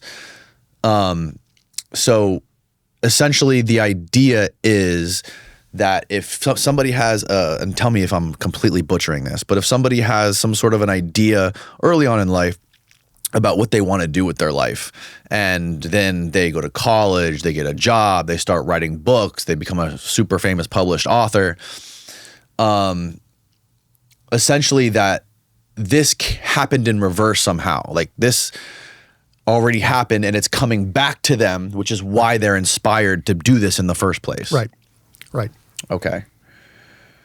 The question is, how pervasive is this? How much of an effect is this? How much of an effect does the future have on the past? And that's an open question. I mean, it's like, obviously it's not like an incredibly strong effect or we'd be more aware of it. It is a subtle effect, and even in quantum physics, I mean, you can say, talking about, the direction, if you know, a lot about the position of an electron, you don't know much about its velocity, but some. I mean, there's a way in which we know most of what we need to know from classical physics that moves from back to the future, backwards. Back from the past to the future. Yes, but we don't know everything, and that's that uncertain component that is coming from the future.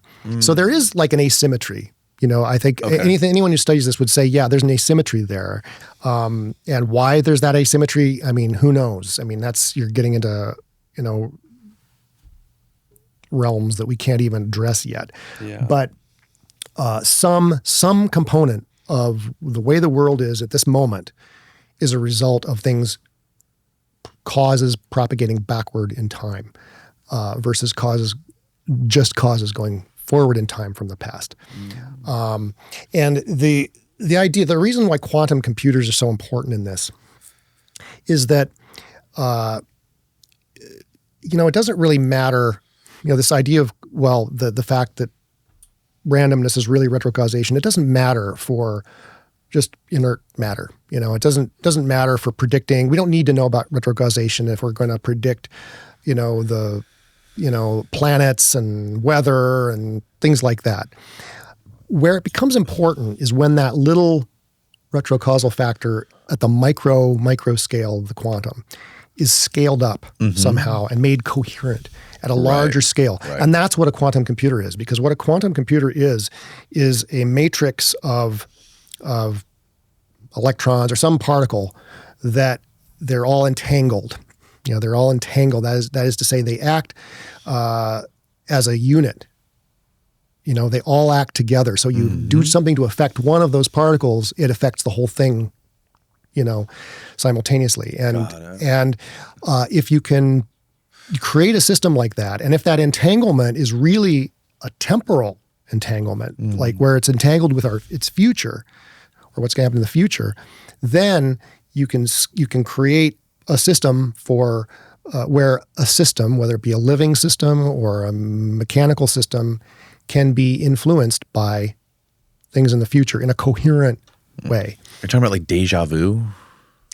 Well, people have argued that deja vu is a kind of symptom of precognition, that you suddenly have an experience that you feels familiar and you don't know how. Well, maybe you had a dream and you can't remember the dream, but there's that feeling of familiarity. It's complicated with deja vu because you can artificially induce deja vu. I think you can like probe a certain part of the brain and give someone the sensation that they've experienced this before. So the possibility that this is just the brain misfiring, I think you have to kind of keep that possibility. So that's why I hesitate to say that deja vu is necessarily about precognition. Okay. But a lot of people through the years have argued exactly what you're saying. What other slides we got here, Steve? Well, let's see what we got. This is the block universe. Past, present, and future really coexist. Objects travel along world lines from past to future mostly. Okay, so this is showing a graph. At the vertical axis is space and the horizontal is time. And can you explain this a little better? Yeah, it's not really a graph. It's just a representation of space-time. Now, when Einstein's discoveries in the early years of the century really revealed that we live in a 4-dimensional, not 3-dimensional universe. Right. It's and that added dimension is time. Now people have speculated about higher dimensions than 4th, but let's just stick to 4 because you can't. It's very hard to visualize this, and that's why anytime you're going to visualize a 4-dimensional space-time, you've got to get rid of at least one of those spatial dimensions and turn it into time and make it something solid, like we're seeing in this diagram. This is just imagine a big glass brick, essentially, and anything like a particle or a person, we are world lines. We extend through time. Got it. And and mostly we extend in one, that world line is generally not tangled, but it's possible to have a loop in that world line, and that's what wormholes are, for instance. That's not how I think precognition works, but this is just an example of how you can have an object that kind of makes a loop in space-time. Wormholes allow objects to travel backward in time and then resume their journey back to the future. Okay. Particles also carry some quantum information backwards along their world lines from future interactions to previous ones. Okay, this offers an alternate explanation for entanglement. Okay. Entanglement is the idea that I'm sure you've heard about from other people on your show. It's sort of often thrown around as an explanation for not only psychic phenomena, but things having to do with UFOs and so on. It's this kind of mysterious fact that if you take two particles that have been in contact and then you take them and separate them, even they could be separated by the length of the universe. Yep. You do something to measure one of those particles, the other one is going to show a corresponding measurement. And the way this is usually imagined is that they're somehow communing across space. Again, we think we have a hard time thinking in terms of time. So the assumption of most physicists, the kind of mental image they have, is of it. They're somehow exchanging information, even though they know that that's not possible. That things, there's not telepathy on the level of of electrons.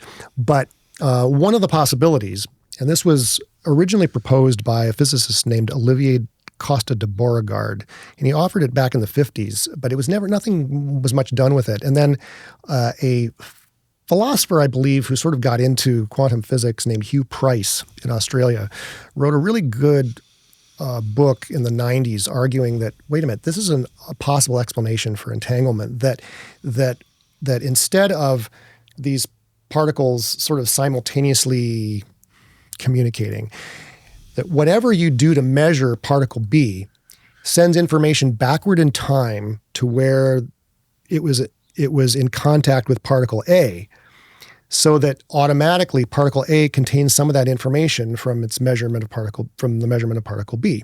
So it's what Costa de Beauregard called it, the Parisian zigzag. He was a French. So these causes travel zigzag paths in space-time.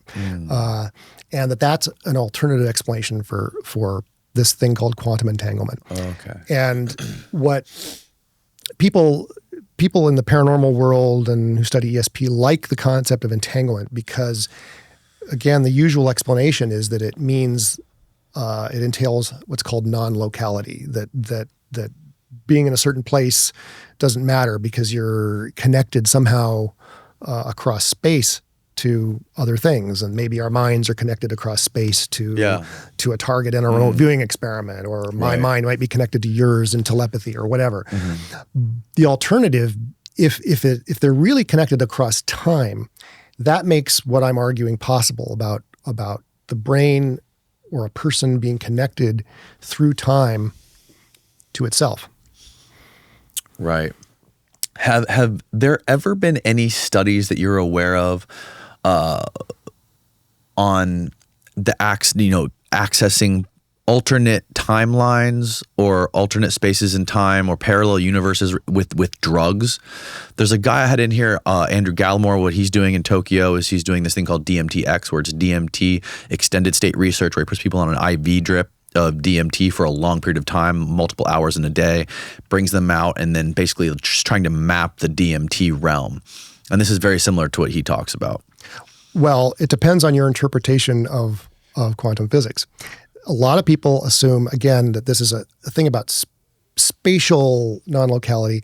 And one of the interpretations of that that goes along with that is the idea of many worlds or multiple parallel timelines. Yes. And so there's the idea that what people are accessing in altered states or in dreams or whatever is some other timeline. But actually the retrocausal interpretation argues against that. That's one timeline. That it's one timeline. Mm-hmm. And so what you're accessing in those states is really in some way or another precognitive information, or it's you're accessing potentially things happening in the future mashed up with things in the past or whatever, in that kind of symbolically distorted way that precognitive dreamers become aware of when they start to study this stuff. That's the alternative argument. I'm not a fan of the many worlds interpretation. No. Yeah, and a lot of people in quantum computing will talk in these terms, exactly the terms that you're talking about, because again, that's the kind of favored interpretation of what happens with entanglement. Not entanglement, superposition. Okay, this is another technical term from quantum computing, but the way quantum computers work is that they're able to take multiple states simultaneously, or that's how it's thought of. Right. It's called superposition. So it's kind of like parallel computing or parallel processing, but the particles are in multiple. It's a superposition of multiple states simultaneously. So you get this amped up computing power because you're capitalizing on all those possibilities. And so people in quantum computing often think that, okay, well, this means that quantum computers are somehow accessing alternate realities or alternate timelines. Mm-hmm. But if it's really retrocausation that's going on, then we're truly talking about the computer is accessing its future, not an alternative timeline. It's computing across its lifespan, essentially. Wow. And the prediction of this, now the prediction here would be that the power of a quantum computer would be dictated by how long you leave it plugged in. Essentially, its computing power would be dictated by, the longer you leave it plugged in, the more processing it has, because it has more time that it's using its whole future. That's a good point. Going back to what you were talking about earlier, I think you mentioned P.K. Dick earlier. This is something that he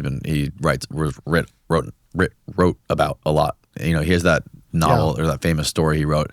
I think it was Man in the High Castle or something like that. There was a series made on it, which was fascinating. Yeah, he loved the many worlds thing, and it's a favorite of science fiction writers. It's like it's certainly a fun idea. Think about multiple parallel realities, and who knows, that could be true too. And it's not what I'm saying is not necessarily prohibit that, but he's a great example actually of a precognitive artist. I mean, he's a lot of he wrote a lot about precognition because he experienced it again and again and again in his life and in his works. Like he was hyper aware of how he would write a story and then a year later, what he wrote about would come true. So an example of this would be, he wrote a story in, I think, 1962, I believe, about these entrepreneurs creating this robot Abraham Lincoln. Okay. And no one was interested in the story, so it just went unpublished. And then a year later, Disneyland unveiled its animatronic Abraham Lincoln. It's like one of its perennially favorite exhibits. How many years later was this? 1 year. Wow. Yeah. But there was a million examples of like that in Phil Dick's life. I mean, he would write about a certain idea and then he would read about it a year later. Like he would read popular science magazines and stuff. And like he wrote his novel, I think it's A Scanner Darkly, talks about like split brain stuff, the idea of the hemispheres being split and the effects of that. Well, like a year after he wrote that story, or less than a year after he drafted his story, he read an article about split brain research, and it's something that he didn't know anything about before he wrote this story. But he was doing that again and again. His novel Ubik was about this fictional spray can product called Ubik, which has all these time retarding properties, and also like affects the atmosphere in some weird way. Well, he wrote this like a couple years before the effects of aerosols on the ozone layer people became aware of that and started like focusing on that as a focus of ecological, concern. Yes. Yes. It became like a symbol of of ecology and protecting the environment in the 1970s, the idea of like spray cans. Well, he essentially wrote about that, a couple of years beforehand. And also the idea of retarding time was, he read an article about that from a Russian researcher, like a year after he wrote the novel. And so he thought, look, I was precognizing this article when I wrote this story. And so this happened again and again in his life. I mean, he would write about a character, with a certain kind of character, and then he would meet that person in real life. His story about the Abraham Lincoln thing, what makes it more kind of amazing than that he predicted a robot Abraham Lincoln is that the story really focuses on one of the entrepreneurs has this kind of crush on this young woman that they hire to kind of apply makeup to the Abraham Lincoln and make it look really realistic. Okay. Mm-hmm. All right. Well, years and years later, he wrote that story. Well, he wrote that story when he was living in, I think, in the Bay Area in California. But he then moved to Orange County, which is where Disneyland is, or near where Disneyland is. And he discovered that this woman in his apartment building worked at Disneyland. And he said, oh, well, what do you do? He says, oh, I apply makeup to the animatronic Lincoln late at night, to make it look realistic. It's like this was happening all the time in his life. And he was one of the smartest, really, people about this topic of precognition. He understood that he was somehow in contact with his. And he wrote about precognition. Oh yeah. He's the guy that we get the term precog from. He wrote about precogs in his story, The Minority Report, which they turned into a movie. That was his story? That was his story, oh my God. Yeah.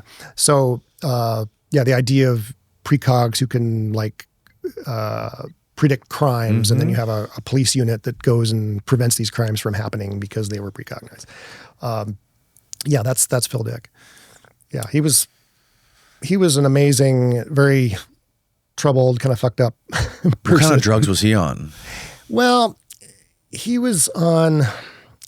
People have this idea of him as this like super druggy. He did not, I don't think, use hallucinogens very much. He didn't? No, he used. I think he'd tried them a few times. I think he took a lot of amphetamines. He'd been prescribed some amphetamine when he was a kid for some reason, and he had a lifelong, I think, maybe dependency. I think I'm not an expert on, but no psychotropics.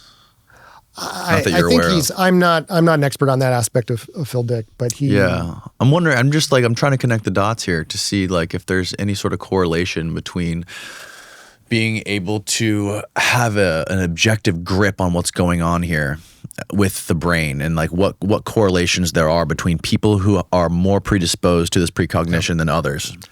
Well, I think that we're all precognitive, but as far as being aware of our precognition and sort of accessing it more consciously, yeah, definitely there are people on a certain end of a spectrum, and people in psychiatry will sometimes talk about what's called schizotypy, all right? And it's sort of an axis of kind of having a really powerful imagination and being suggestible and stuff like that without being necessarily schizophrenic. There are people sort of on one end of schizotypy who are prone to maybe hearing voices or having, hallucinations occasionally, but that are still, able to function and so on. And these people are, they're the kinds of people who would be shamans, in some cultures. Right. And I think that a lot of those kinds of experiences, those, oftentimes those kinds of hallucinations, those waking, visions or whatever that don't fit. Psychics become aware, be able to tell, oh, wait a minute, this might come true, and often that's the case. I certainly wouldn't say that for all or most hallucinations, but that's one way in which this can be accessed, and people who are sort of high on that dimension of schizotypy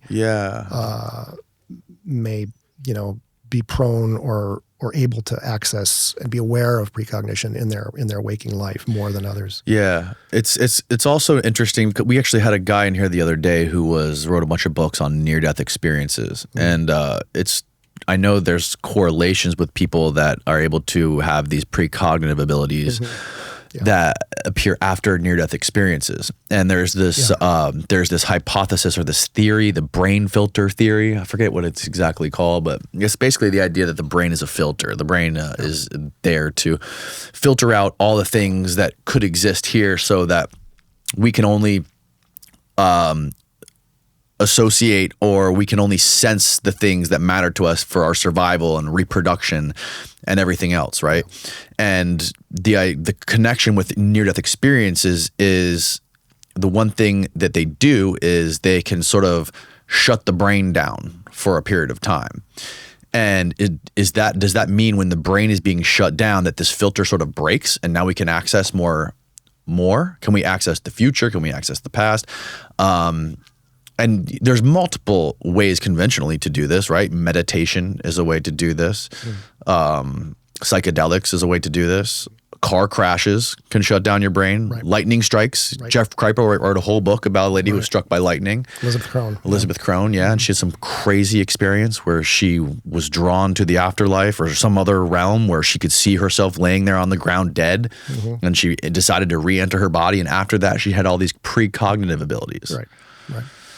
Which is... Yeah, I mean, she's one of the most interesting modern cases of, and well-documented cases of precognitive dreaming. I mean, she's, her precognitive dreams are phenomenal. And again, like, David Mandel, that's the name of the painter I was trying to think of. Oh, okay. I told you it would come to me. Yeah, he was right. It came to him. David Mandel painting of 9/11. Yeah. Elizabeth Crone on her own, before she ever met Jeff Kripal, I mean, she learned to send herself emails. Yeah, that's the guy. She learned to send herself... the black and white one in front of the clock. What? The black and white one? Right. Yep. This one? Yep. Oh. Blow that one up. She learned to send herself emails, which provides a date and timestamp. And to prove to herself, right. And to keep a record of these things. So she had some incredible dreams.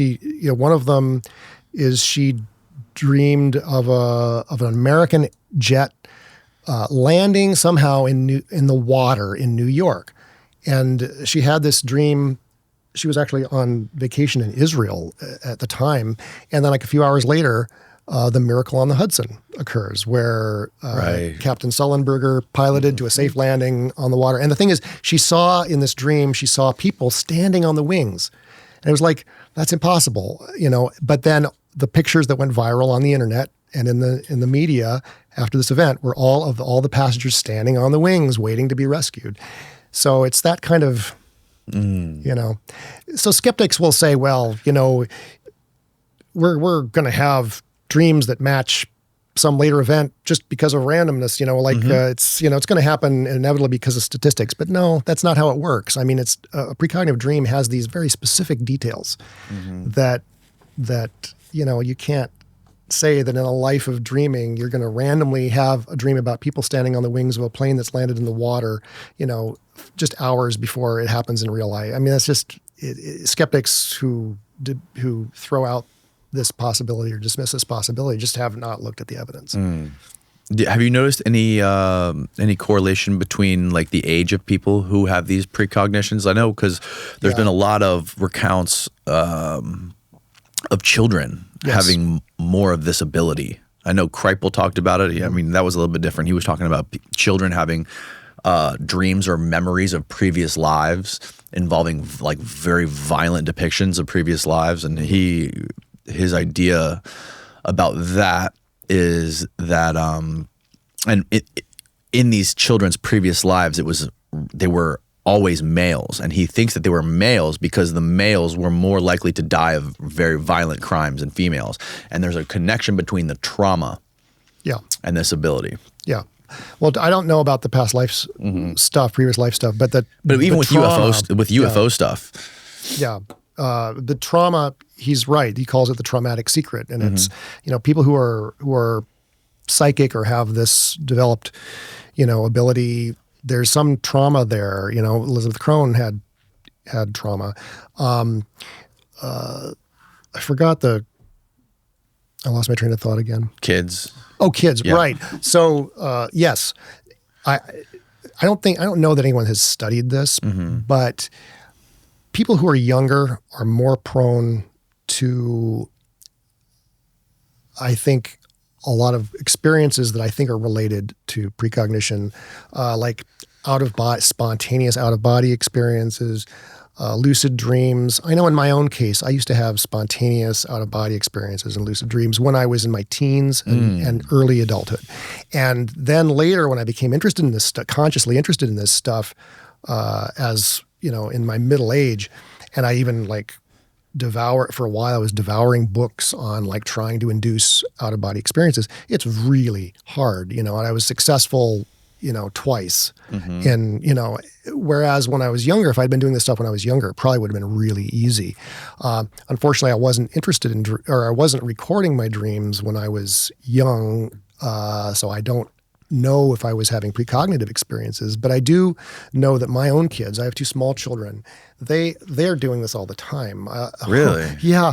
I mean, my oldest daughter, I think she was probably around 3, and we were standing near a pasture with some horses, and the horses, there was 4 horses, and they were just ambling around, and we were particularly interested. We liked this one brown horse, and because we'd seen him before, and she, they're just ambling around in the fields, and we're just sitting there, kind of enjoying. This was in Colorado, near my mom's house, and she said, "He's going to run from there over to there," and whatever. I just kind of didn't pay attention to it. Anyway, a few minutes later, all the horses kind of slowly ambled back into their barn, which was over on the right side of this big pasture. And so we kind of got up and started to walk away. And all of a sudden, that one brown horse charges out of that barn and ran from the right side of the pasture to the left, just exactly what she had said was going to happen. But the thing is, this kind of stuff happens all the time if you pay attention to little kids and don't have your mind closed to this possibility. Yes. So I think that I think we all have this, and we're born with it. It's part of our cognitive makeup, and it's always operating under, below the level of conscious awareness. If we lived in another society that kind of just accepted this, it wouldn't be strange at all that a kid will, utter some strange thing and then have it happen a few minutes later, or, What's going on with lucid dreaming? Dreaming. Is there a protocol you're aware of to induce this? And then how does that fit into everything? Oh yeah. A ton of people have written books on lucid dreaming and how to have lucid dreams. And I'm not an expert at it, and I wouldn't want to talk. I mean, if you just Google it, you'll find, a lot of books on it. But as far as what they are and so on, I've noticed in my own case that they're very often precognitive, or I'm able to, whether they're more precognitive than other dreams, I don't know if that's even a meaningful distinction, but when I have a lucid dream, I always am sure to write it down, because it's very often will relate to something that happens shortly thereafter. And I personally think that so-called out-of-body experiences may be sort of on a continuum with lucid dreams, that it may be that there's just some sense in which some of these dreams just feel very much like you're in your physical environment. Because I've had a couple of times I was successful at inducing an out-of-body experience, they were incredibly precognitive. Like in one case, precognitive of an event that happened exactly a year later. I mean, the stuff is really stunning when you start. You said 2 times you were able to induce an out-of-body experience? Yes. It was... I'm forgetting the details of the second one. It wasn't as remarkable. But the first one was, I'd been reading one of the guides. There's a guy named Robert Bruce, and I think he's in Australia, who writes guides to astral projections, sometimes called astral projection. Anyway, he has a set of protocols for doing this. And it involves, meditating in a certain way and kind of really focusing on your body. Ironically enough, like a lot of the most, I think, important techniques for inducing all this stuff involve really focusing on your body. It's not like trying to leave your body. It's trying to focus on your body in this sort of enhanced way and becoming more aware of your sensations and so on. But anyway, I was meditating in this one way, and I had tried literally for months to do this and without any success. But anyway, this one time I was like, holy crap. And I was out of body. This is a complicated story, but it's kind of funny. I was out of body, and where I was down the hall from my bedroom, down by the floor by an opened kind of closet. All right. And I was like staring at my wife's shoes, because that's where she kept her shoes. And it was just the weirdest thing, but I felt there was a weight on my back of my cat. One of my cats was somehow sitting on my back. All right. And then it shifted. So I didn't have a sensation of like flying, but then I had a sensation of being up by the ceiling in my office, which was just a few feet down the hall from there. I had a sensation of being up by the ceiling in my office, looking down out the window of my office and seeing these 2 green lights, like there's like almost like eyes, like looking at me. And it was just kind of like, what the hell? Anyway, I immediately, one of the instructions that Robert Bruce has is to keep your flight short. And like, because if you stay too long, you're gonna like not wake up and you're gonna forget it. And so you want to like keep your flights short at first. Okay. And so I like immediately, like I sort of had this, I immediately like basically flew back to my body and woke up and wrote all this stuff down. All right. So exactly, and I'd forgotten. By the time it came true, I'd forgotten about it, but at least I had a record. Exactly a year later, I think exactly minus a day or two is like just slightly off from a year later. I was in that closet. I had opened that closet that I talked about to get out an Advil, actually, and I dropped it. Okay, I dropped on the ground, and I worried that my cat had eaten this Advil. All right, because that's really toxic for cats. And so I was like crawling around my wife's shoes trying to find this Advil that I had dropped. And I was really frustrated, and I couldn't ultimately find it. And so I wound up, there was a whole story where I had to take the cat to the vet emergency room and pump her stomach and stuff like that.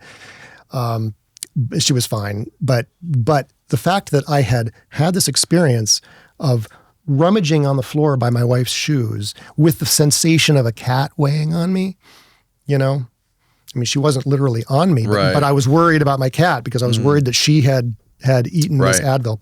So I don't know if it was that night or the next night, I was changing a light bulb. I was up on a ladder changing a light bulb in my office. And I looked down from that vantage point up by the ceiling in my office, and I saw this.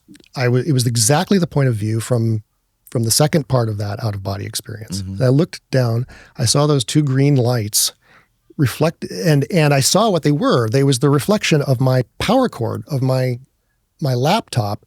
Created this it has a little green light. If you have an Apple laptop, it has a little green light when it's charging on the power cord when it attaches to the computer. And it was reflected. It was right up against the window. So it was reflected in the window, and so it looked like 2 little green lights, like 2 little green eyes. But I was obvious when I was looking down at it that's what it was. So this was exactly a year after I'd had an what I thought was an out-of-body experience. With both of these two-part out-of-body experience, it turned out it was precognitive. It was a precognitive experience of two in-body experiences a year later.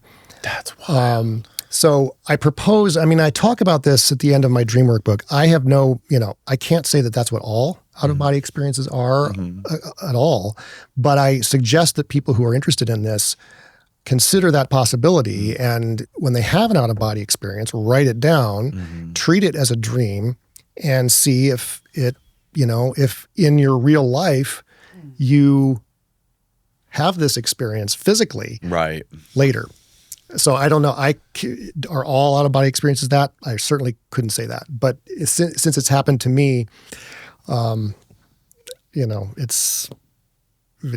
possibility interests me. That's fascinating, man. Time loops. Well, thank you so much for coming on, Eric. I really appreciate it. This has been a fascinating conversation. Where can people find your books, find more about you, get in contact with you? Sure. So my books are available anywhere where you obtain books on the internet. I won't name names there, but I'll link them below too. Yeah. Do you have a website? I have a website. I have a blog. It's called The Nightshirt. I don't add to it that much lately, but I have a lot of, many years of articles on precognition on my blog. And I'm on Twitter. There we go. My Twitter address is The Nightshirt, all one word. Okay. I encourage people to follow me on Twitter, and if they want to reach out to me, they can DM me on Twitter. That's probably the best. That's not me. That is not me. There I am. There we go. Yeah. And what you saw, beautiful. What you saw there briefly was my new book, which is by the time your viewers see this, it is already out. Awesome. And we got some stuff to talk about on Patreon as well. Okay. So we're going to keep going there. But for everybody, thanks for watching and good night.